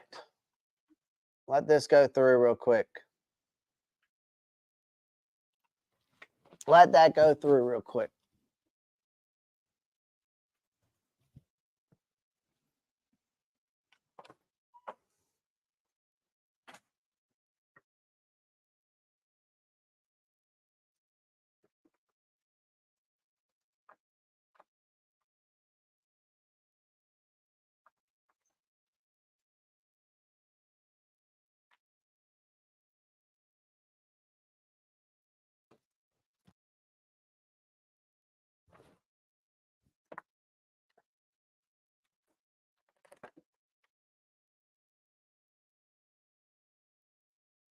All right.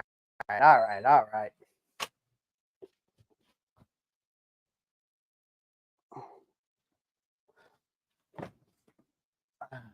All right.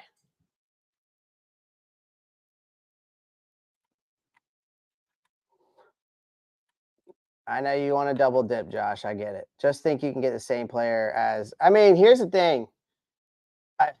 Think about it this way, though, Josh. I do want to make this. I want to make this clear. Think about it this way. How many teams in the NFL that made the playoffs last year had a very good, solid tight end? Okay, Kansas City, Travis Kelce. Baltimore, Mark Andrews. Okay. Even you could say the Steelers, Pat Freiermuth. Lions, right? The Iowa boy. Why am I drawing a blank from him right now? Well, Houston had Dalton Schultz. Who else made the playoffs? Had a good tight end. I mean, I've already named 4. Why am I drawing a blank? I mean, Tyler Higbee, Cade Otton.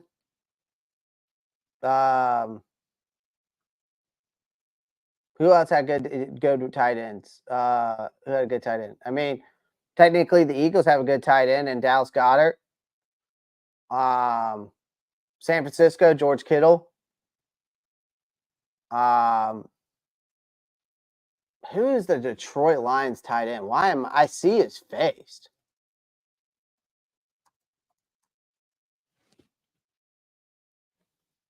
Sam Laporta.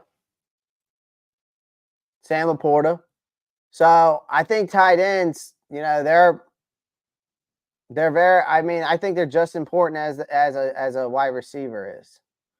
But I think having Xavier Worthy. I mean, think about it this way: if you had, would you be okay with this as your offense? Worthy, Stover, Thielen, Mingo.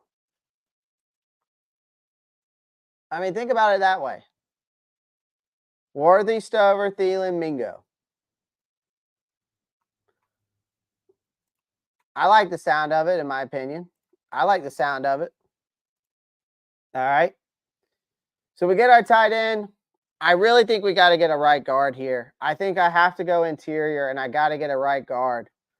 Unfortunately, Trevor Keegan. I could wait and get Javon Cohen, but he's a left guard too. There's really not many guys. I mean, I guess I should have went. Here's the thing. I guess I should have went right guard. Golly. Because there is no right guards left, is there? I think CJ Hansen. I just don't know if I would trust a guy from Holy Cross. Layden Robinson. I mean, he's okay. Yeah.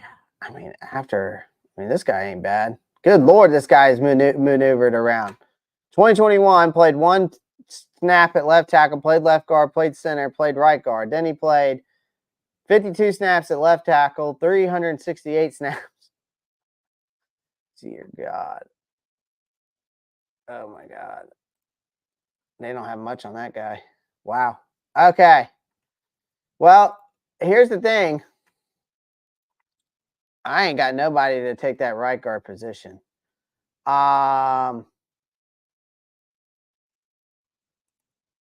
Who's available at left linebacker?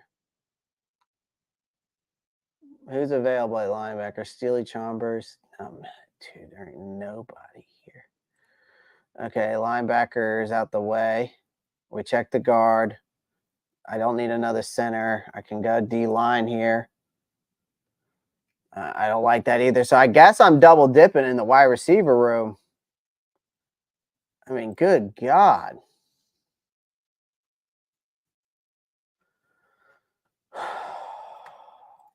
What's their analysis on Trevor Keegan? Do they Oh, they haven't gotten it to every guy, I guess. I guess I could have gotten a guard at it. Guess I could have gotten a guard at where freaking Trevor Arcade Stover was. Anthony Gold. He was at the damn combine. He did pretty good. Luke McCaffrey. Did we bring in another Luke McCaffrey? Did we bring in another McCaffrey? Dude, this is so hard. Did he play right guard though?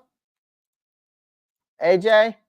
Did Keegan play right guard at all in that national championship? Is that where Zach Zenter was? Because Trevor Keegan, but it doesn't say he played any right guard. Oh, he did? All right, maybe this is where I take Trevor Keegan then. Trevor Keegan.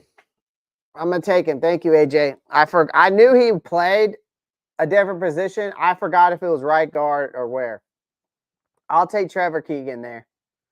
I didn't like any of the defensive linemen. I didn't like any of the linebackers. I'll just take Trevor Keegan there. This is actually fun. It's harder, but it makes it interesting because it makes me think that Carolina has to trade back. If they don't get any more draft capital for this year's draft, they're going to have to trade back, I think, for that number 33 pick, with that 33 pick. I don't see it. He held really well on the right side, just a big dude with tattoos. All right. And see, I could have got AJ Barner here at this 80th pick. I should have stopped. Trade back from 33. All right, we'll do that. We'll do that on the next one. All right, so we got all the guard position filled. We got the tight end, wide receiver. We got all the needs filled except defensive lineman and linebacker. I don't need another tight end. Wide receivers probably very slim here. We could go corner because there are some guys here in the corner position that I wouldn't mind maybe bringing in, like Kamal Hayden, AJ Woods, Marcellus Dial out of South Carolina. Or let's look at the edge rushers real quick. Brennan Jackson. I don't think Muhammad Kamar off the edge is here. Nah, he's not in here, my friend. He is not here. Brennan Jackson might be the best available on this list right here for edge, but he's 98. I don't want to take him at that level. Jordan Jefferson, maybe. Briggs wouldn't be bad.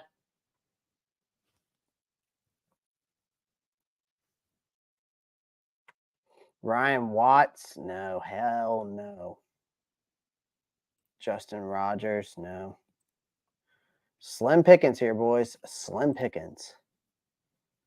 Had a good year. Didn't play, but only played 7 games, so he must have got injured.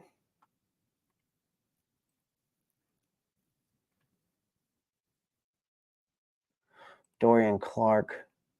Yeah, there's not much on him.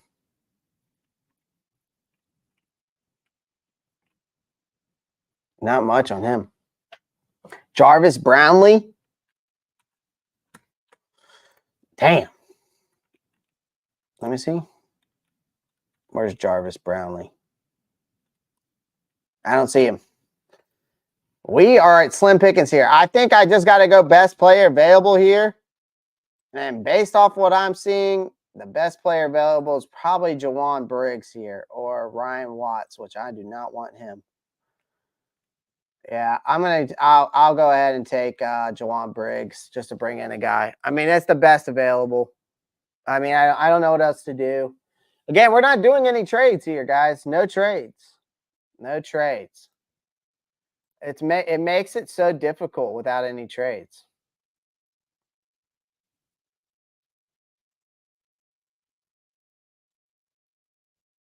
Guys, as you're coming in, make sure you pound the like button. We're going to do one more mock draft, and then I got to bounce.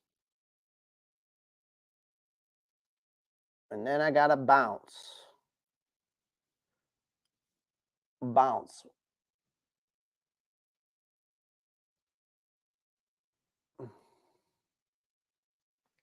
Well, we're going to do one more mock draft, and then I'll get out of here.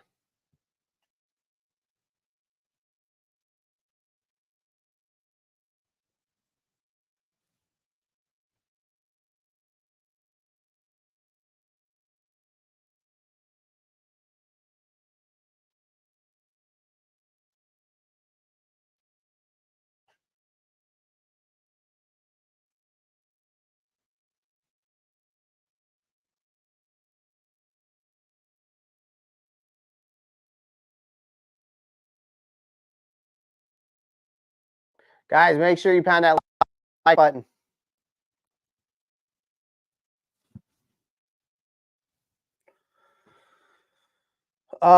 Trade Burn in the next mock. Brian Burns' rank according to PFF in the 29th solo tackles 23rd. Those numbers don't look like a $30 million defensive end to me. Oh, I feel you. 10 millions must be you must be new. I haven't seen you in here before.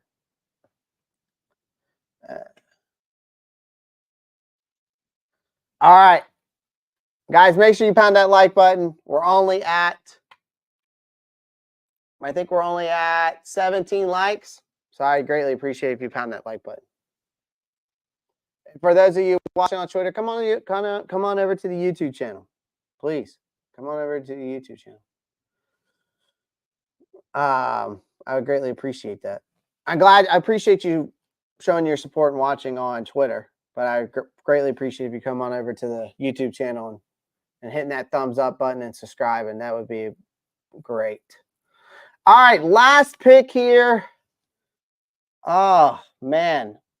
I'm going to look at the wide receiver position just to see what there is. I mean, it's not much. I think here, I mean, I'd like to go. All right, chat. The next mock draft. I'm going to let y'all pick here.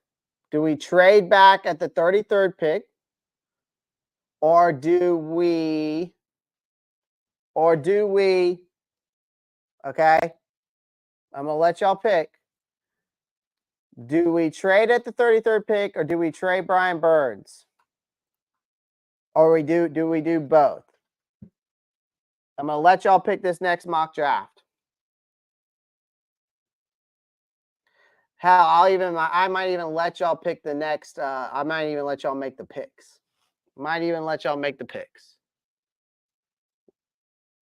All right, ended up being a plus. Ended up being a B plus or B. Got the center. Got our wide receiver. Got our tight end. Got our right guard. We got a defensive lineman. We got a linebacker in the 7th. For no trades, I was expecting it to be worse. Not going to lie to you.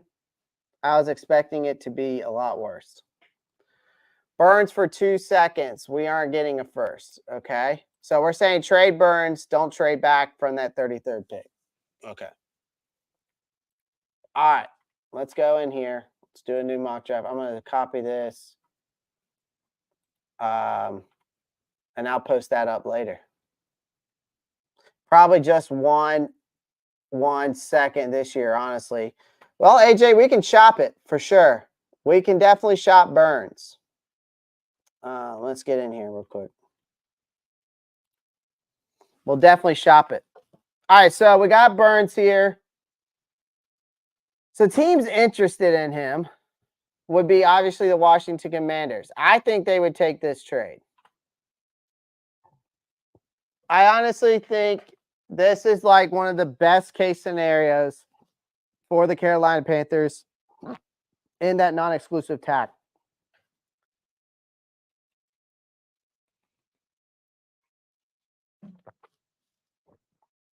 And that's the Washington Commanders. Now, I have heard that the Chicago Bears are very interested in him, but I wouldn't take it unless they gave me that 9th pick and something like that. I doubt they do that. Washington, I could see them do that. I think they give us the third. I think that this would be something that they would ideally take because, again, that makes the most sense to me.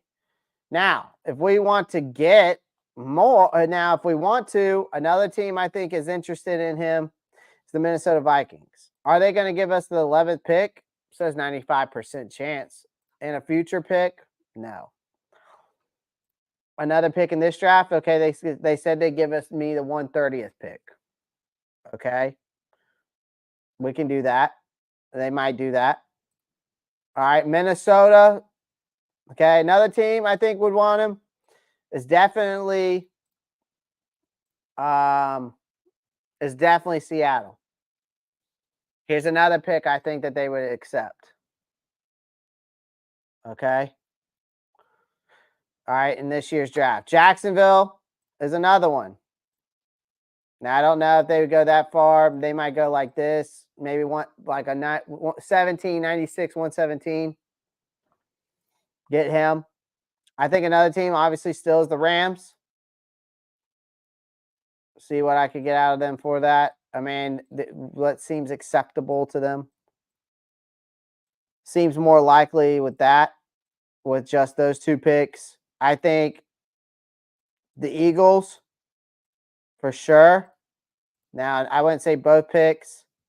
Okay, 81% that they take that. They say they fully accept that 22nd, the 50th. Okay. At least from this mock draft. Okay. So, again, I got Philly. I think Houston would also trade for him. Looks like Houston would give us the 23rd, the 59, and 85. I don't know if that's truly realistic. I think Green Bay would trade for him. I think that's also realistic. That's more realistic, probably. Detroit, obviously the 29th pick. I mean, my God, you're telling me you would give me all of that for Brian Burns? I mean, there's a chance there for that. I mean, you get a first and 2 thirds. You get a first and 2 thirds. So, which one do y'all like the best? All right, I'll go back over them again really quickly. So, Commanders, the 2 second-round picks. So they're 2 early second-round picks.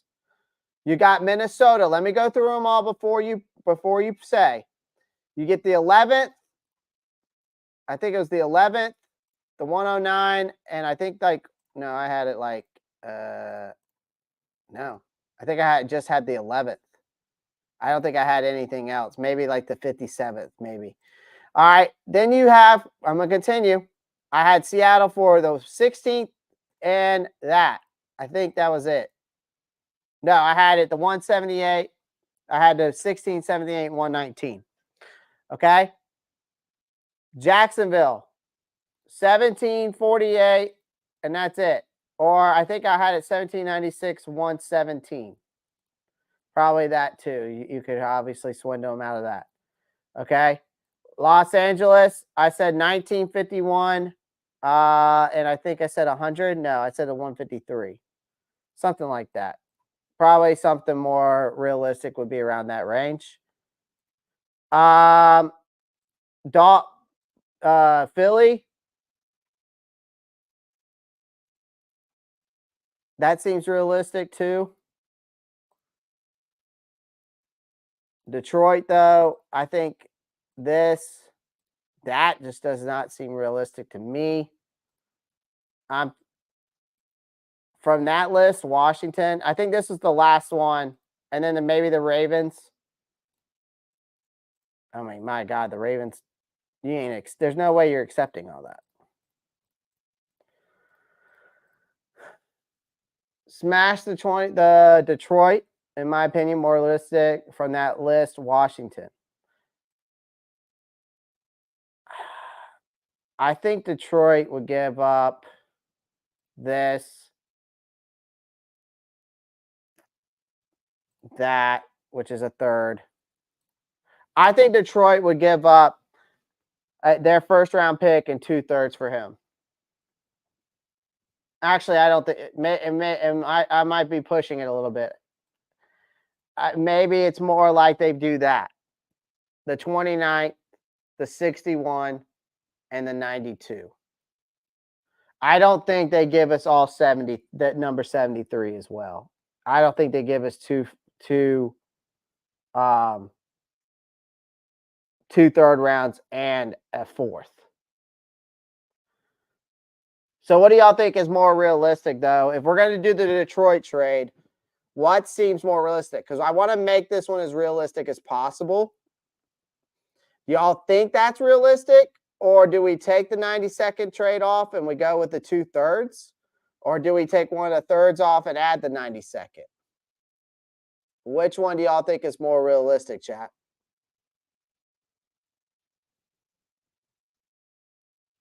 So the 21, 29, 61, and 92, y'all think that's more realistic? Okay. All right. All right, let's go with that. All right, they accepted it. So we're in at 29. We haven't changed the settings. So now that we have more draft capital to work with, I'm going to be able to fill in these voids that I know need to be done. And let's hope. Let's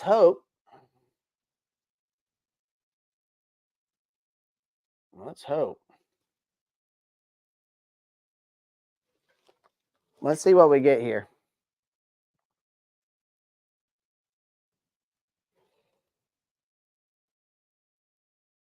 Now, here's the thing, guys. Also in the chat, are we trading back with that 33rd pick? Are we trading back with that 33rd pick? Now that we have the 29th pick.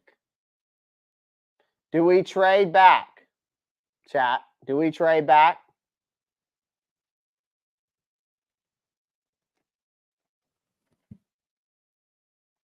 Depends who's there. Or do we trade back with that 29th pick?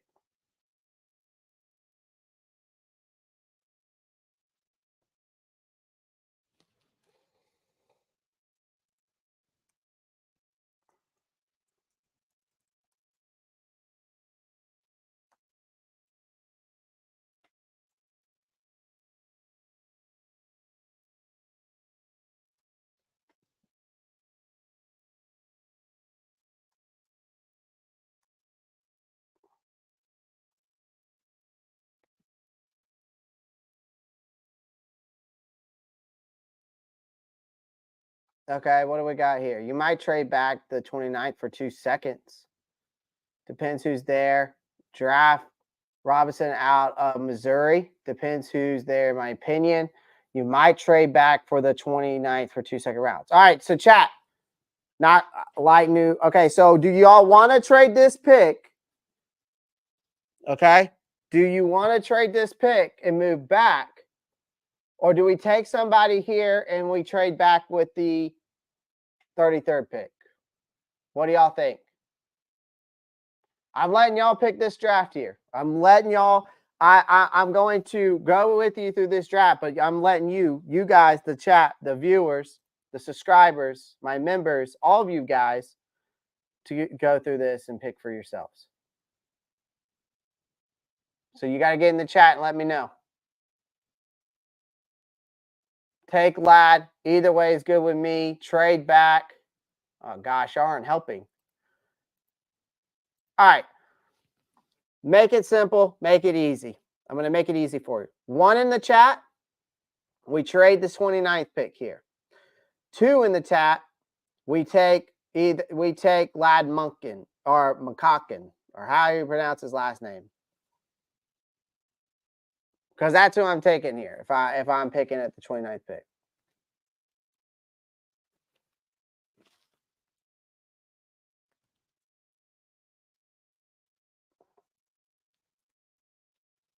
So I got 2 2s, 1 1s. All right. Josh says take Lad. Right? Or wait, no, 1 was. Did I say 1 was Lad? Oh my God, I'm confusing myself. I'm confusing myself, chat. My bad, guys. I'm confusing myself. 1 in the chat, we trade back. 2 in the chat, we take Lad Munkin. My bad. 2 is Lad. Okay, thank you. So 2 is Lad. Okay. 1 equals trade. Yep. Okay, perfect. So far, it's basically tied up here. It's tied up. I think this wide receiver draft class is so deep. I think I'm going to take this 29th pick, and I'm going to see if I can get Washington to budge.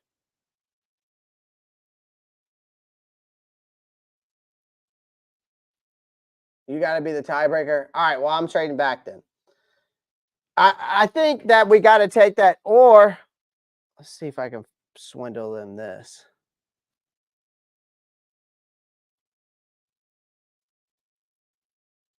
All right, well, then you have to give me the 101 then. No, I won't take your 103. Maybe Washington won't take that. Let's go to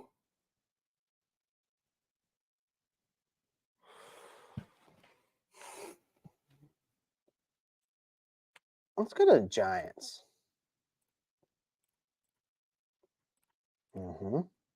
Green Bay. Talk to me, Green Bay. Okay. You give me that 41 and that 88. So I have another 4th round pick. Okay. I kind of like that.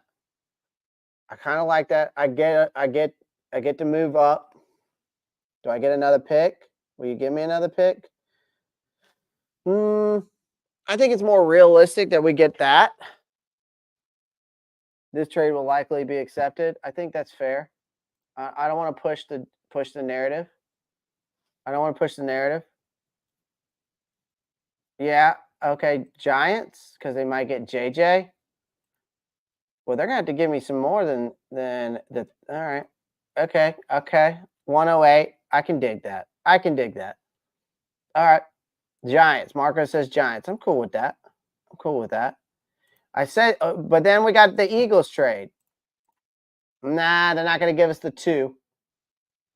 They're not gonna give us the 2 second round picks.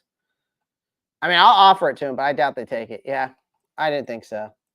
So I'm going to go with the Giants instead, and I'm going to take that 39 and 108.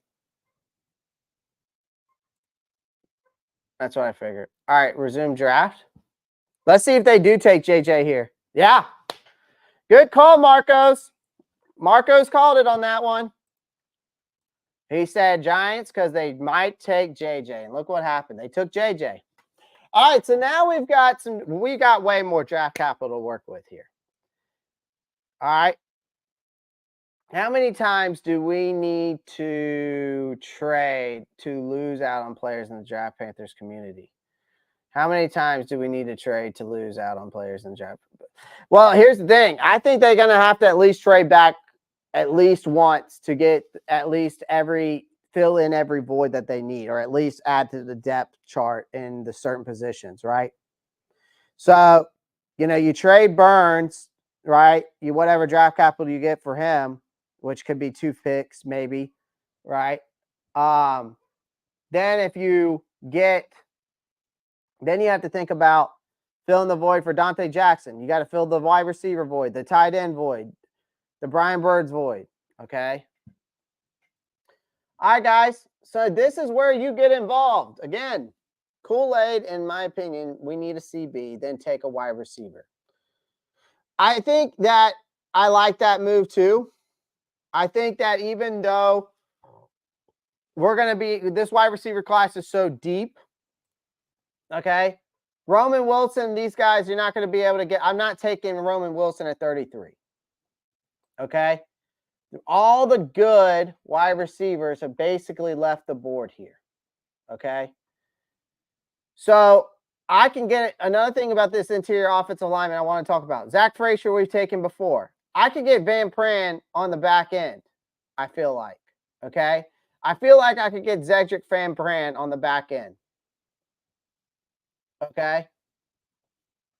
So I do think we need to fill the void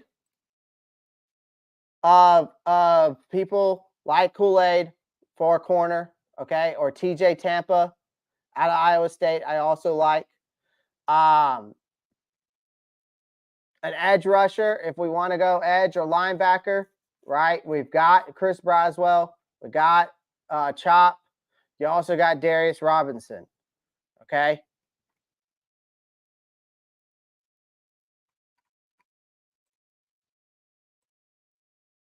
I don't think we're going to get a center because Canales will go power run game, and that fits Bozeman. Yeah. Notre Dame, I'm sorry. No, you're good. 2 hours I streamed today, huh? Yeah. Today was 2 hours because I worked my tail off this morning. So we're going to go a different route. So everybody, here are your 3 picks. I'm going to give you 3. You either go with Zach Frazier, Kool-Aid McKinnon. Actually, I'll give you 5. Okay. Zach Frazier, Kool-Aid, TJ, Chris Braswell, or Tadavion Sanders.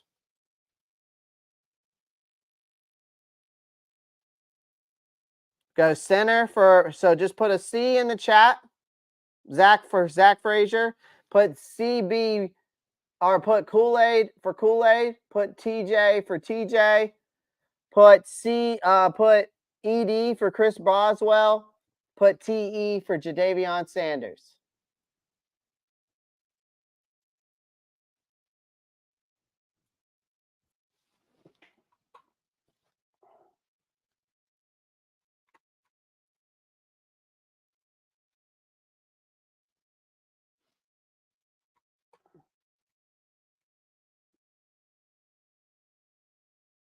I've seen Kool-Aid twice.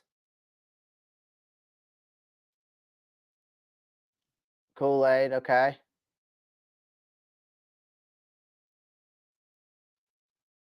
All right, we're going to go cool edge, in my opinion. Yeah, but we also have the 39th pick. Y'all got to think about that now. I think I'm going to go Kool-Aid here. I agree with the chat. Most of y'all said Kool-Aid. I'm going with Kool-Aid. I'm going to go Kool-Aid. Now, here comes that edge rusher.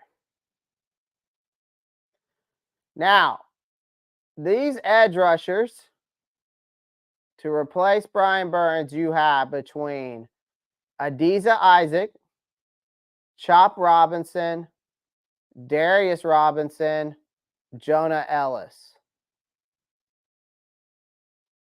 What are we thinking, chat? What are we thinking? Because that's the next move here. Because we're at the 39th pick, and I'm not going to get any of these wide receivers. I'm not. Their value is too low for me to take a wide receiver, in my opinion, at this point. And I already see the wide receiver I want to take at 61. So we got Darius Robinson, we got Chop. I think Rock Jones said Darius Robinson earlier. We also said Chop makes the most sense, size plus speed. Okay. I'm a big Chop. Damn, but hold on. Wait a minute. Wait a minute. What about this? What about that?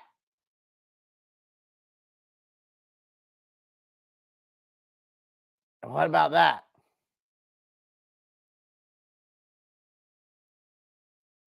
Did y'all watch his combine? I'm just saying. Y'all want Darius Robinson, Chop Robinson.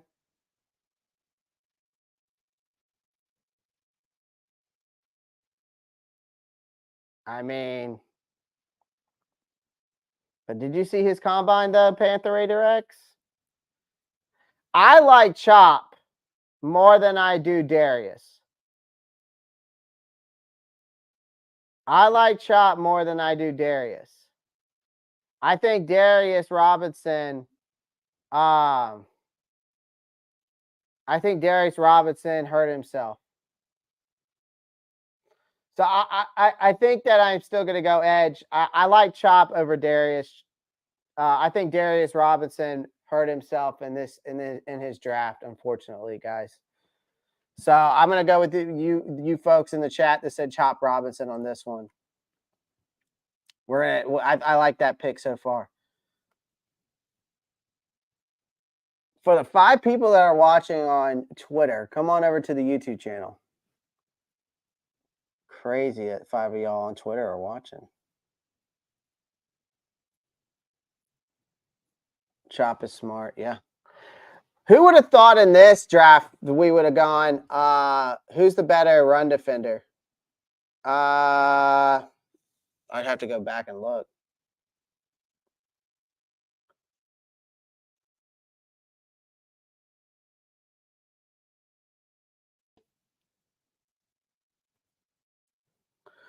Run defense, 81.4.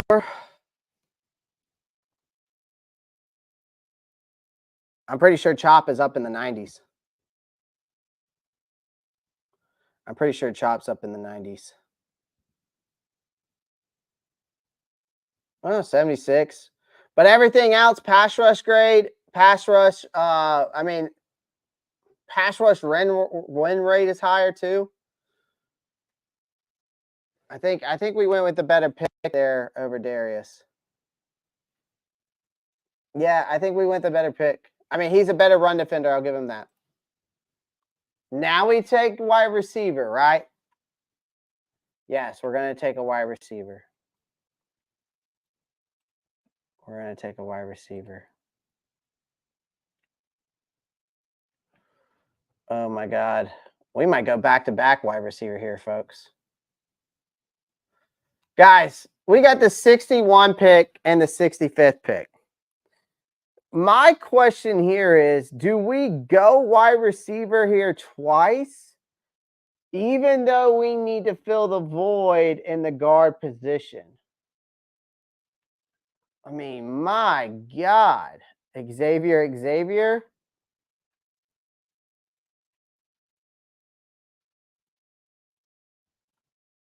Yeah, Chop was a better pick too. Oh, we got Rock Jones saying we gotta take Jonathan Brooks. Okay. I like Jonathan Brooks. Xavier. So do we go back-to-back wide receiver picks here? That's tough. That is tough. Man. Leggett, then Malik. I'm, in my opinion, outside and a slot. Brooks is good idea too. Leggett, Worthy, Walker, either one of those. Or 2 out of the 3. Jeez. All right. Jalen Polk. The limited route runner. He also is one of the best go up and get it contested receivers in this class. That is really saying something. His knack for making big plays should always get him on NFL roster at some capacity. Xavier Leggett, my boy, does not have ample experience at the focal point of passing attack, but 2023 showed he's capable of that. He's not as polished as a route runner release artist as he needs to be to achieve his potential at the NFL level, but teams take a chance on players of his build. He ain't far from where I'm from either. Polk is good too.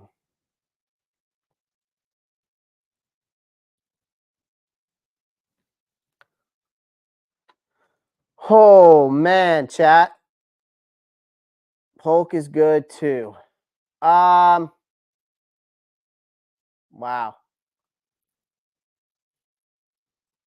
Who's over here watching on? Oh, we got 7 viewers over here watching on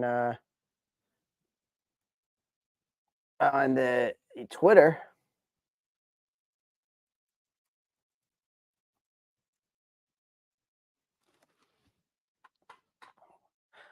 I see y'all boys over there on the. I see y'all folks over there on the Twitter.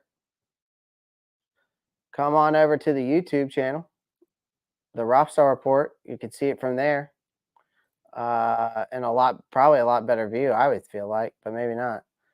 All right. I think I'm gonna take my boy. It's hard for me not to go. No, Panther X says no. Okay. Well, just stop if you're over there on the Twitter, Panther X, like yourself. Come on over and smash that like button for me at least. I would greatly appreciate it. I would probably still stick with Leggett. This is an ideal draft in my opinion. So far, there's only one way to fuck it up though. Hold on.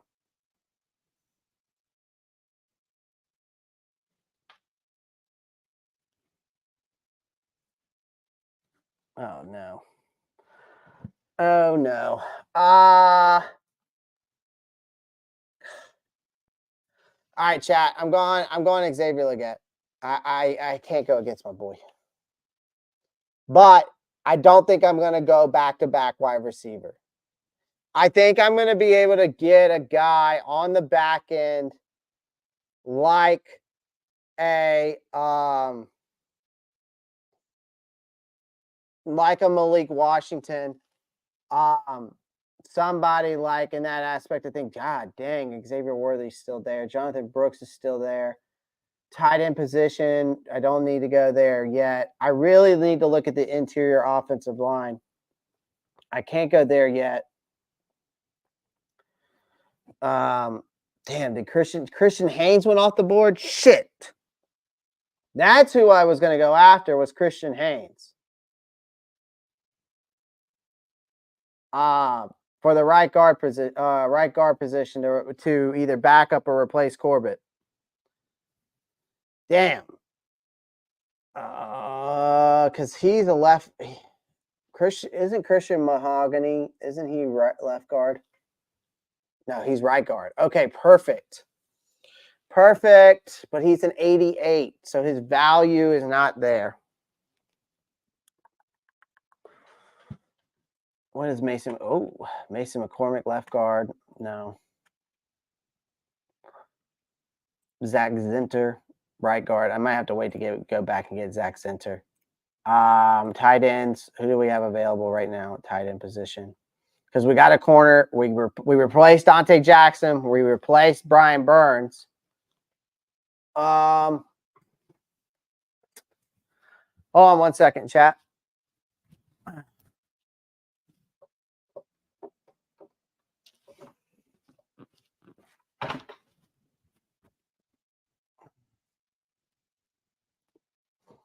I think you go offensive line at 92 and chance it. Yeah, I might have to.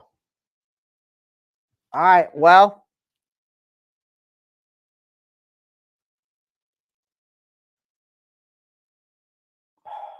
This is tough, man.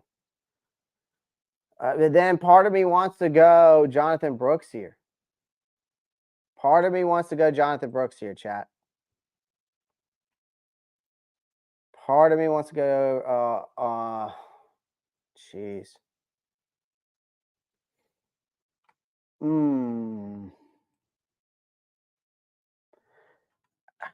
This is so tough.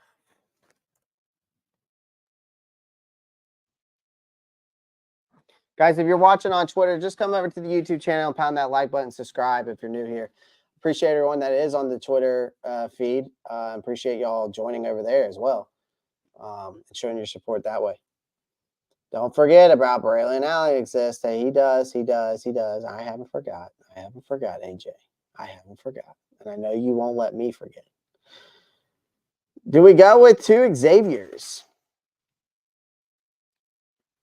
Do we go 2 Xaviers here? Yeah. Oh, this is tough. Then we could go linebacker here and get an Egger and Cooper.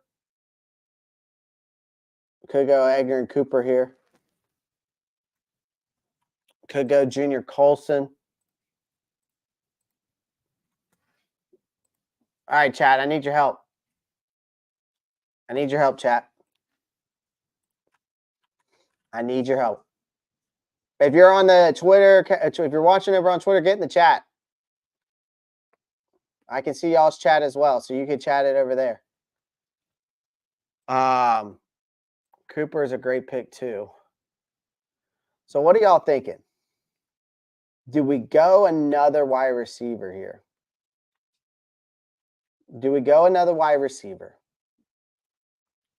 Or do we go with the halfback, Jonathan Brooks? Or do we go one of the linebackers that's up here, as in Cooper or Junior Colson?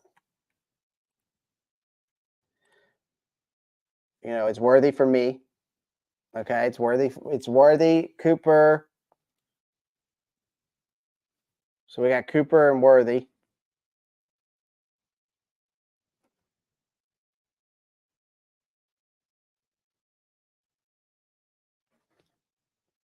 It's Worthy and Cooper.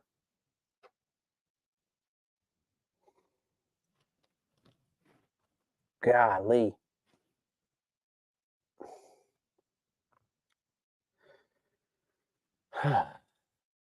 I do have a lot of picks left. So I could get a halfback. I could get another wide receiver. You can't go wrong with any of those 5.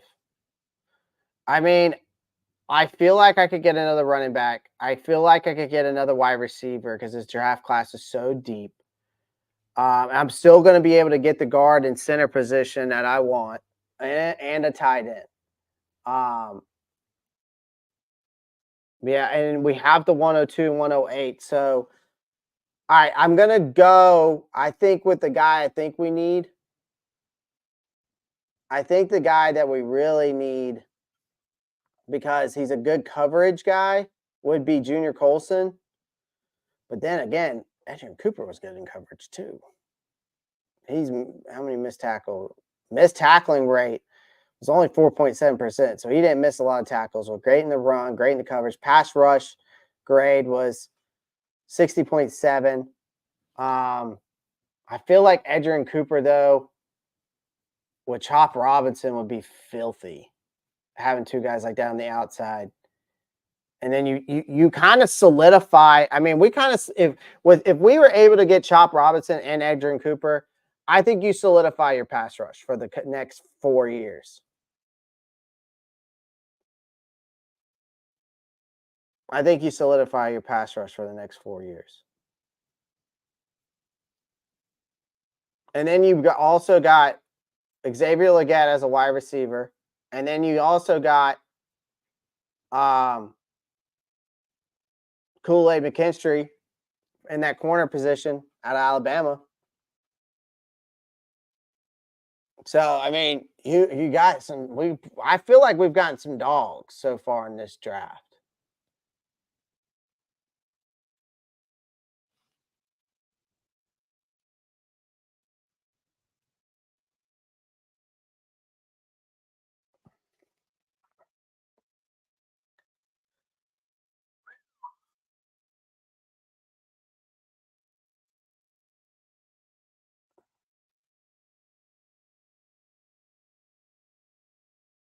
Oh, my Lord.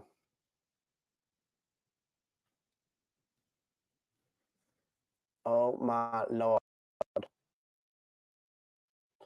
Oh, my God. Okay. Shit. Now we have to go interior here. We have to start looking into the interior offensive line. Mason, McCormick out of South Dakota State. Bugs Limmer. I mean, even then, though, I don't even want to go with McCormick at left guard. Cooper Beebe.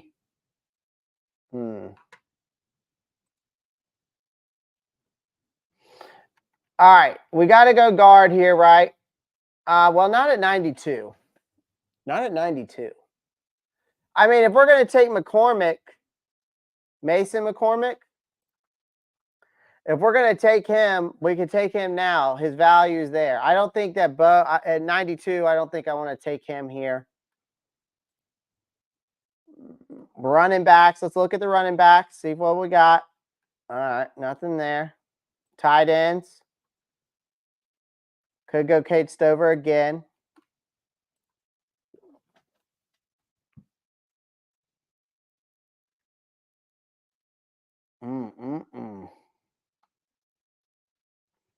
I might just say fuck it.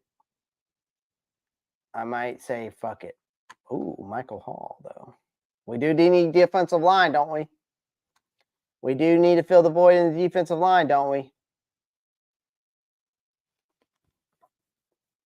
Everybody's watching over on the X, Twitter X. BB is a wall. Let me ask y'all a question. Do you think Cooper Beebe could transition to the right guard position, even though he played left guard?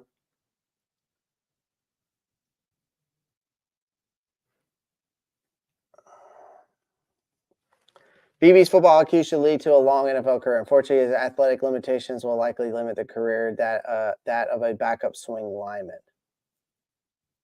Oh, wait.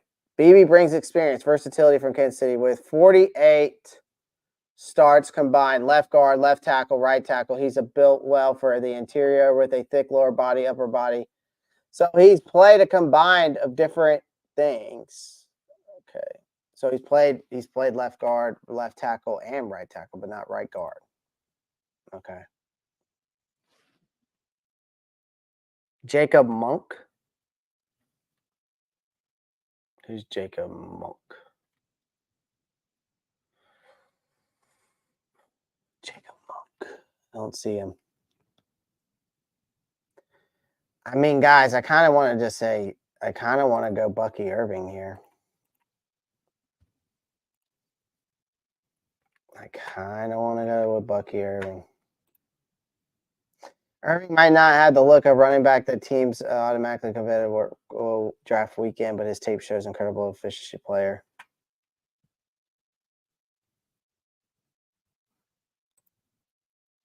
I kind of want to go Bucky Irving here. I mean, I think Esteem does fit better too, AJ. I think Esteem fits better too.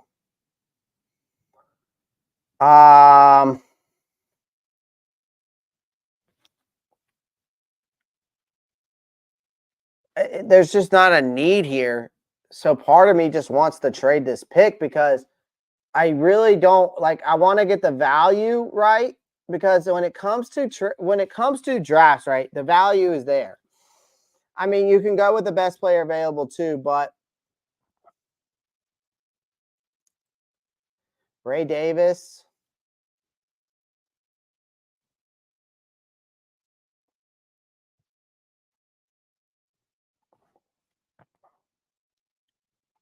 Well, look at that.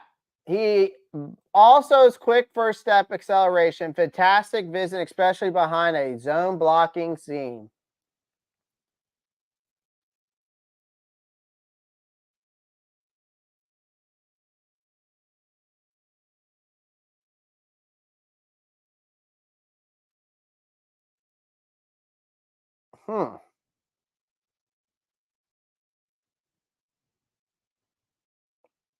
He fits the narrative. We're going to go with it. This is different for sure. This is different for sure. All right. Now I have to go I gotta go. I gotta get that right. I gotta get a right guard. I got to get a right guard at least. Austin Corbett is the biggest concern for me. I think that even though the center position is a big deal, I have to get my right guard. Because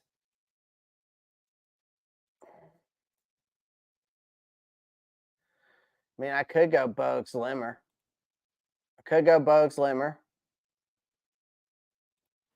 I don't think his.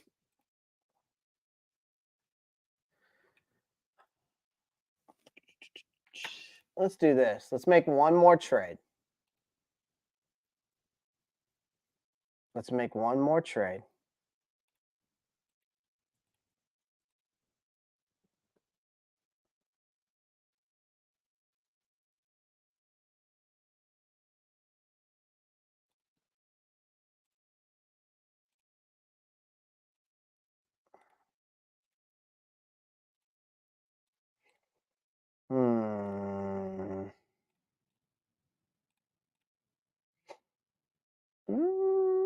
You need draft picks.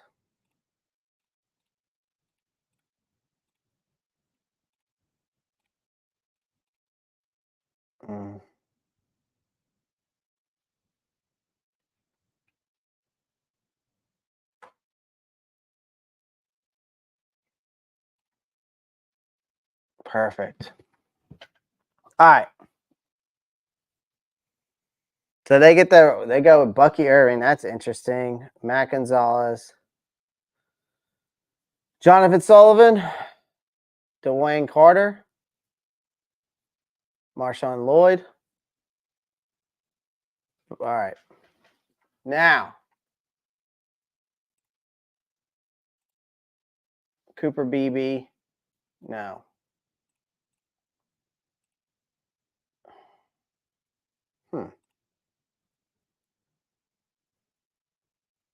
Okay, this is what I'm going to do. Where's the value on these guys? Okay. Zach Zinter, right guard. Perfect. All right. Okay. I know what I'm going to do.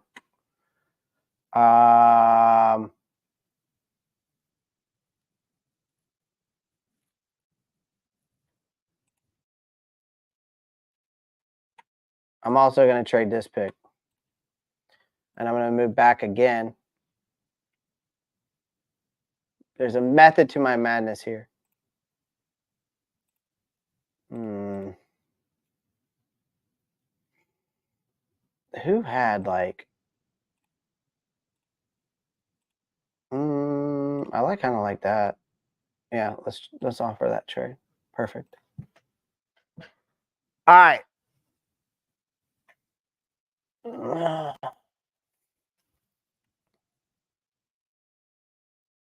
There's a method to this madness, boys. Ladies and gentlemen, there is a method to this madness, I promise.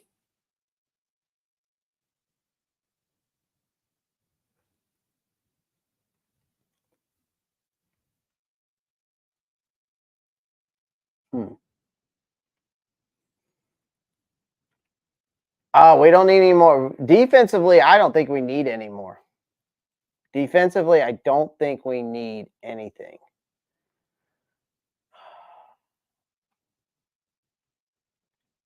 Is there another center on this board?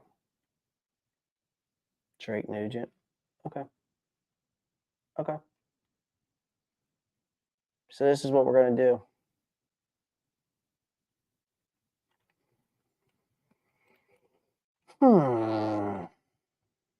Okay. This makes sense now. Let's bring in some interior because we didn't do any interior, right? Because the first pick we actually took off the board was Kool-Aid and Chop. So we got a corner and an edge. Then we got Leggett, Adrian Cooper at the linebacker, and then we got Ray Davis at halfback. Then we traded back twice to get the more value, and I'm going to go with this man right here, Leonard Taylor. We got the defense. Now we have the defensive line set up. Now watch the method to my madness here, guys. Now we're going to go wide receiver here. We're going to get our guy Malik Washington. Boom. So the wide receiver void is filled. Defensive voids are filled. Now, I know in the later picks here, we're going to go on the offensive line. But there's still a lot of solid offensive linemen here.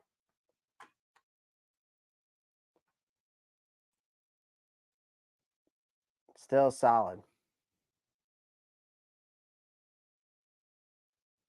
Josh, I did it for you. I did it for you. All right. Well, then we'll see how this draft pans out. So now I got to get a tight end. I got to get offensive lineman. I got to get a tight end. I got to get offensive lineman. And I think I'm going to be able to get some decent. Still going to be able to get some decent offensive linemen here. I still think I'm going to be able to get it.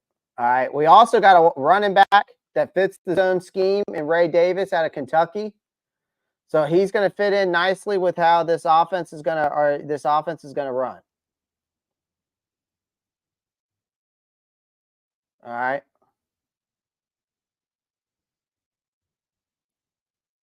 Damn. Ladies and gentlemen, we have been live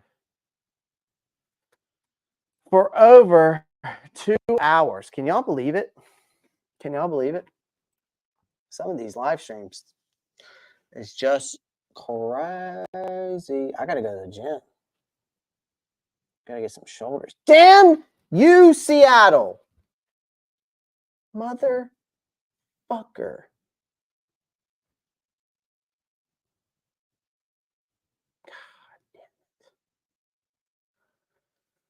Ah.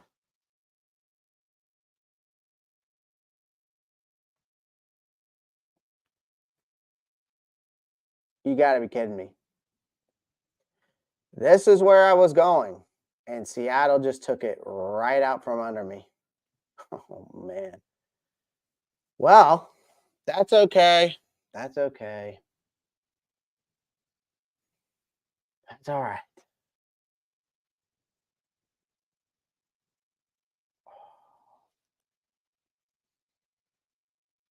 We're going to go Drake Nugent here. I'm taking Drake Nugent. Now let's build this offensive lineup.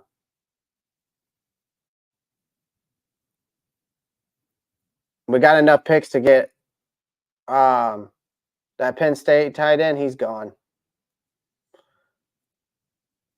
I'm going to get one of those later guys.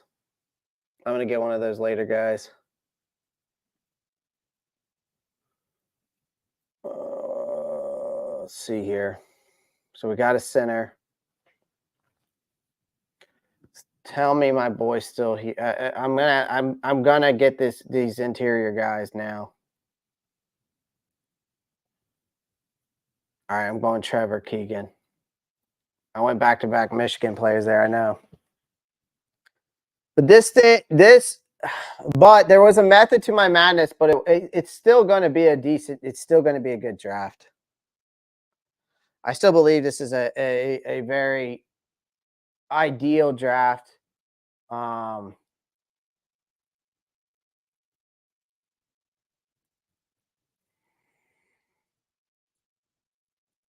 we still got 2 picks left. So I could still get a center, or I could still get a tight end. I could still get another lineman.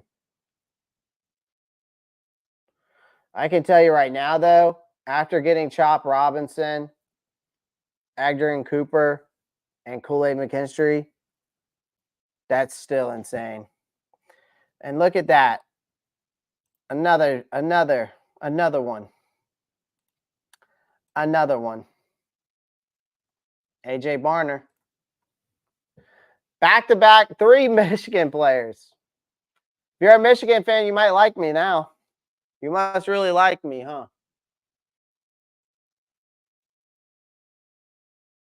Guys, if you're watching over on Twitter, come on over to the YouTube channel. Down Holker, unfortunately, Josh went off the board. so I wasn't able to get him. That's who I was actually eyeing, but he went off the board before. So, guys, if you're over on the Twitter, come on over to the YouTube channel. Appreciate that. But I appreciate your support over there as well on the Twitter. Appreciate you watching. Really do. All right. We got 2 picks left. There's really not much I can do with this interior anymore. I got my center. I got my left guard. I mean, there's Trevor Keegan. There's guys that he could go and play the right guard. We got a backup center.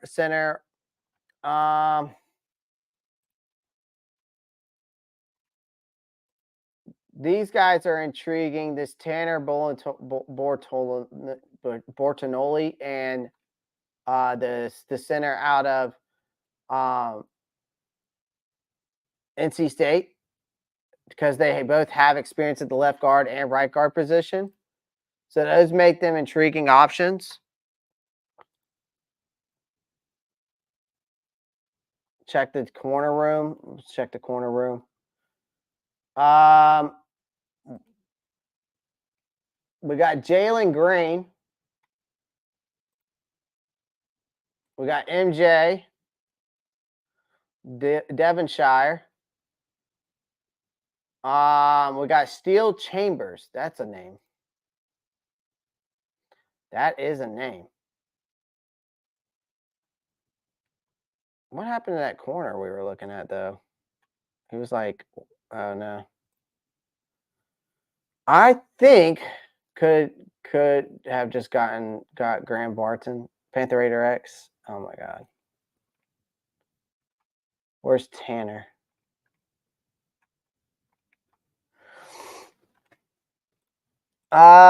We could go another tight end here. McLaughlin. Could go another tight end here. Jared Wiley. Now TCU. Trey Knox.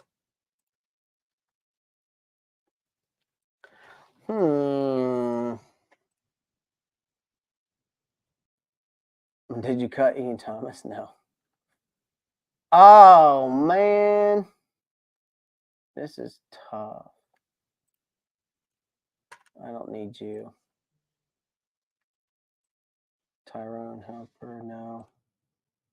Wiley also looks promising. Yeah. Maybe we go tight end here again. Damn.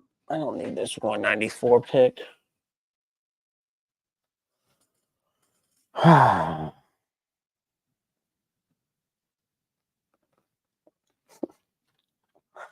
I swear to God. Maybe we go tackle. I mean, left tackle could be a nice backup. Fuck it. We'll take it. We'll take a tackle there. Add into that offensive line.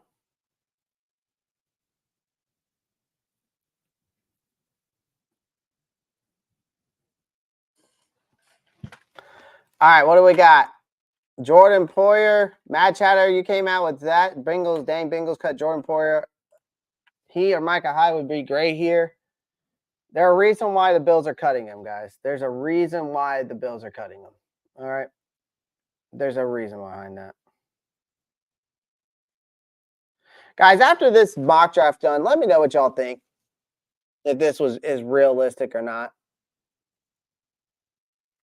If this is a realistic, like, could you see the Panthers doing the things that I did?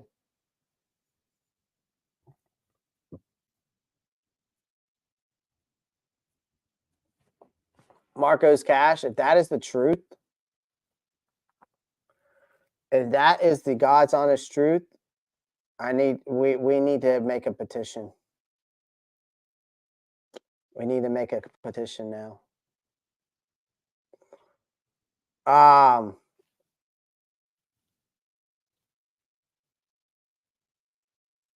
Yeah, I mean, what?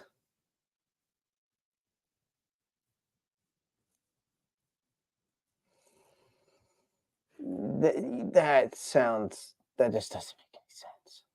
That makes no sense. Oh my God. Ooh, I think I kind of like this guy better.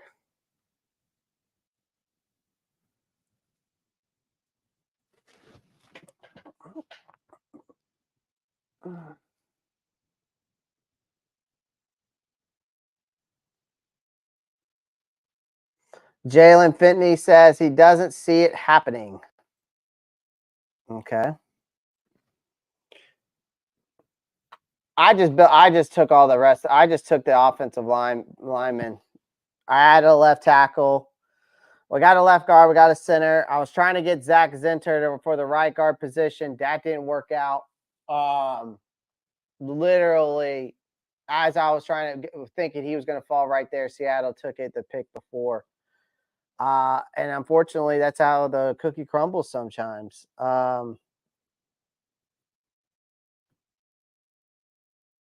It is what it is.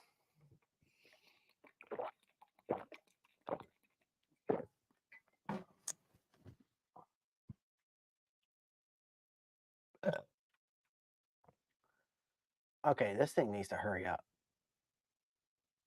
Good God. All right, so the full results.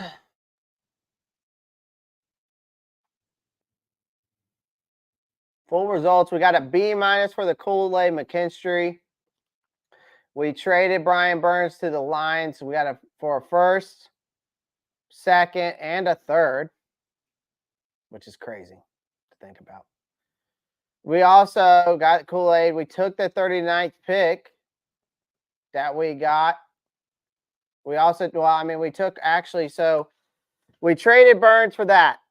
We took the 33rd pick and got Kool-Aid McKinstry, but we traded the 29th pick to go back to the Giants and get 2 picks. We got the second round and a fourth for that. Okay. I do not know how, but I read an article a few years ago. Okay, thank Christ. Thank Christ. That's some good GM work right there. I know. I appreciate that. And then we got edge rusher Chop Robinson. We got wide receiver Xavier Legette. We got Edgerrin Cooper, linebacker Ray Davis, who fits the zone scheme. Leonard Taylor to add some interior to that defensive line. Then I traded my 4th round pick at 102, got a 4th and a 5th to add some more draft capital. And I took my 108 and did the same thing with Seattle.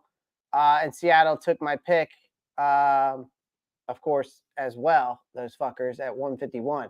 But got Malik Washington, add a slot guy. So we were able to add a slot wide receiver and an outerior wide receiver in Legette. Legette's got the speed. Of course, the needs to work on his route running, but can definitely be a guy who can go up and get it. And he can also be a deep threat with his speed. So big physical wide receiver, gets a lot of comparisons to Deebo Samuel. I've even seen people compare Xavier Legette to some comparisons have been given to him, like DK Metcalf. Malik Washington, a slot guy. He kind of reminds me of a Zay Flowers, guy who can play. I mean, he can play outside, but he's more of a guy that's definitely going to be your slot, who gets open over the middle. Quick slants, in and out routes, zigs, a lot of dig routes, stuff like that. So Malik Washington at wide receiver, got to be plus on him. Then we got a center. Trevor Keegan, guard, who can play right guard or left guard. Got a tight end, AJ Barner. Nathan Thomas, left tackle out of Louisiana, just adding depth to the offensive line. That's all I did on the back end. I just added more depth. I added Dylan McMahon because the reason why I added him, if you go look at his snap counts, of course, last year all he did was play center. But his snap counts the year before that, he also played center, but he also played left guard and right guard. So he can do both. So really you could transition him into either one of those sides. So That's why I went with this. This is more of the trade one. I'll post these up on Twitter as well, so you can check them out. So I'll go ahead and post these up now.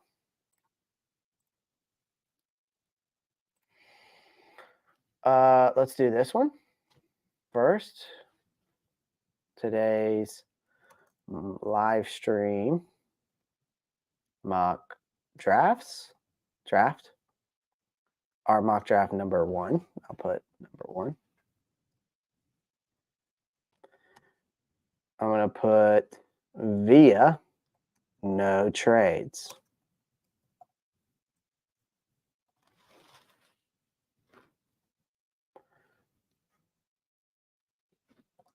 All right. And I'm going to post these up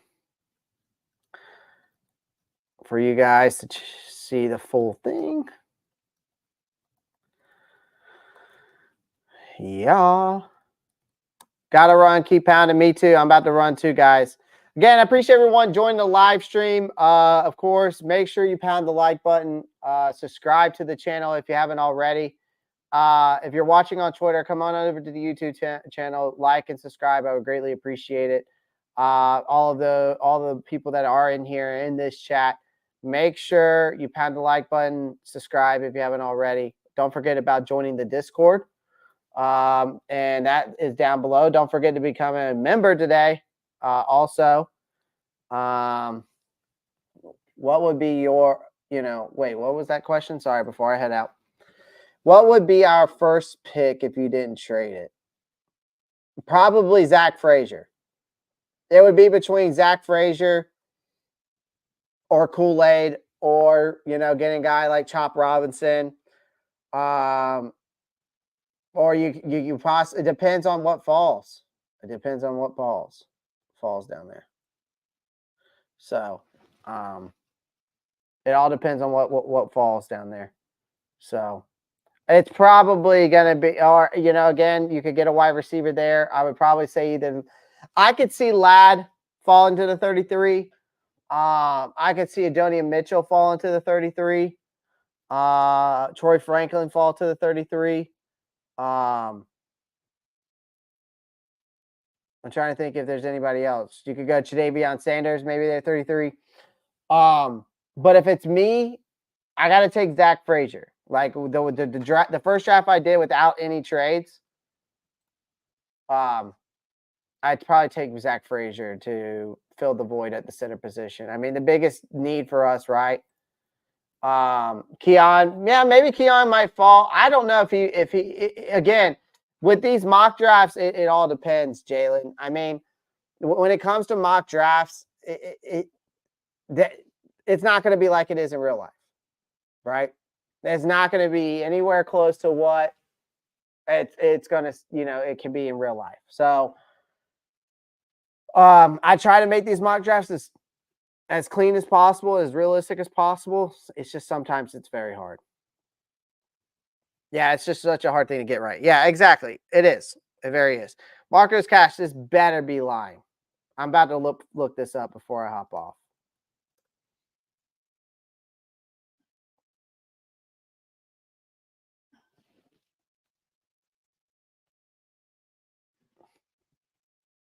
The last thing I see from Ian Thomas in the news was 2 days ago that's saying he's facing 5 charges from his July 21st July arrest.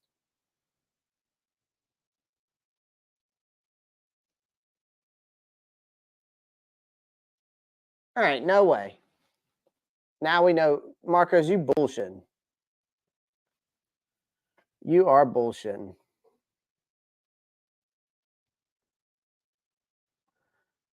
There's no way. There's no way.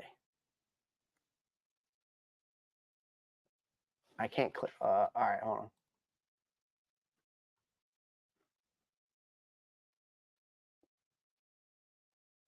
That's because that guy, okay, first off, that guy, okay, just so you know, Marcos. So I'm going to show the chat. I'm going to show everybody real quick what Marcos is talking about before I hop off of here. Okay. Marcos, this guy does clickbait shit on Twitter. Okay. He does clickbait shit on Twitter. That's what he does. He makes funny comedy shit, and it's just clickbait comedy shit. That's what it is. It's not true. Um yeah, no. It's not true. He's just bullshit. Yeah. Okay. So don't believe everything you see unless it's a true source. Unless it's David Newton, Joe Parsons. Um, there's some other guys out there that aren't big names that you can trust. I would say Joe Parsons or Adam Schefter. Like if it ain't them, don't believe it. There's some other guys you can believe. I just can't remember all their names. So you're good. I just want to let you know you're so close to getting reporting markers. If we gave him that contract, I'd end it all. Mike K. Mike K. Yeah. So, all right, guys, I'm gonna hop off of here. Appreciate everyone joining the live stream. 3-hour live stream today. Don't get used to it. I try to only keep it under an hour, or keep it at an hour. So, appreciate everyone joining the live stream. I gotta hop off of here. Gonna go eat some lunch. Gonna go to the gym. Appreciate everybody's love and support as always. If you're watching on Twitter, come on over to the YouTube channel, the Ropp Star Report. The link is in my bio on my Twitter, or just go to YouTube and type in the Ropp Star Report. And come on over here, like and subscribe. Join the Discord today. And of course, follow me on all my social media. I'm very active on there as well. TikTok, of course. Guys, don't forget about you. Go follow me on TikTok. All right. Go follow me on TikTok. There's some things on TikTok that I don't post on YouTube. So, because they're longer shorts. So, I appreciate everyone joining. I'm out of here. As always, keep pounding. Peace.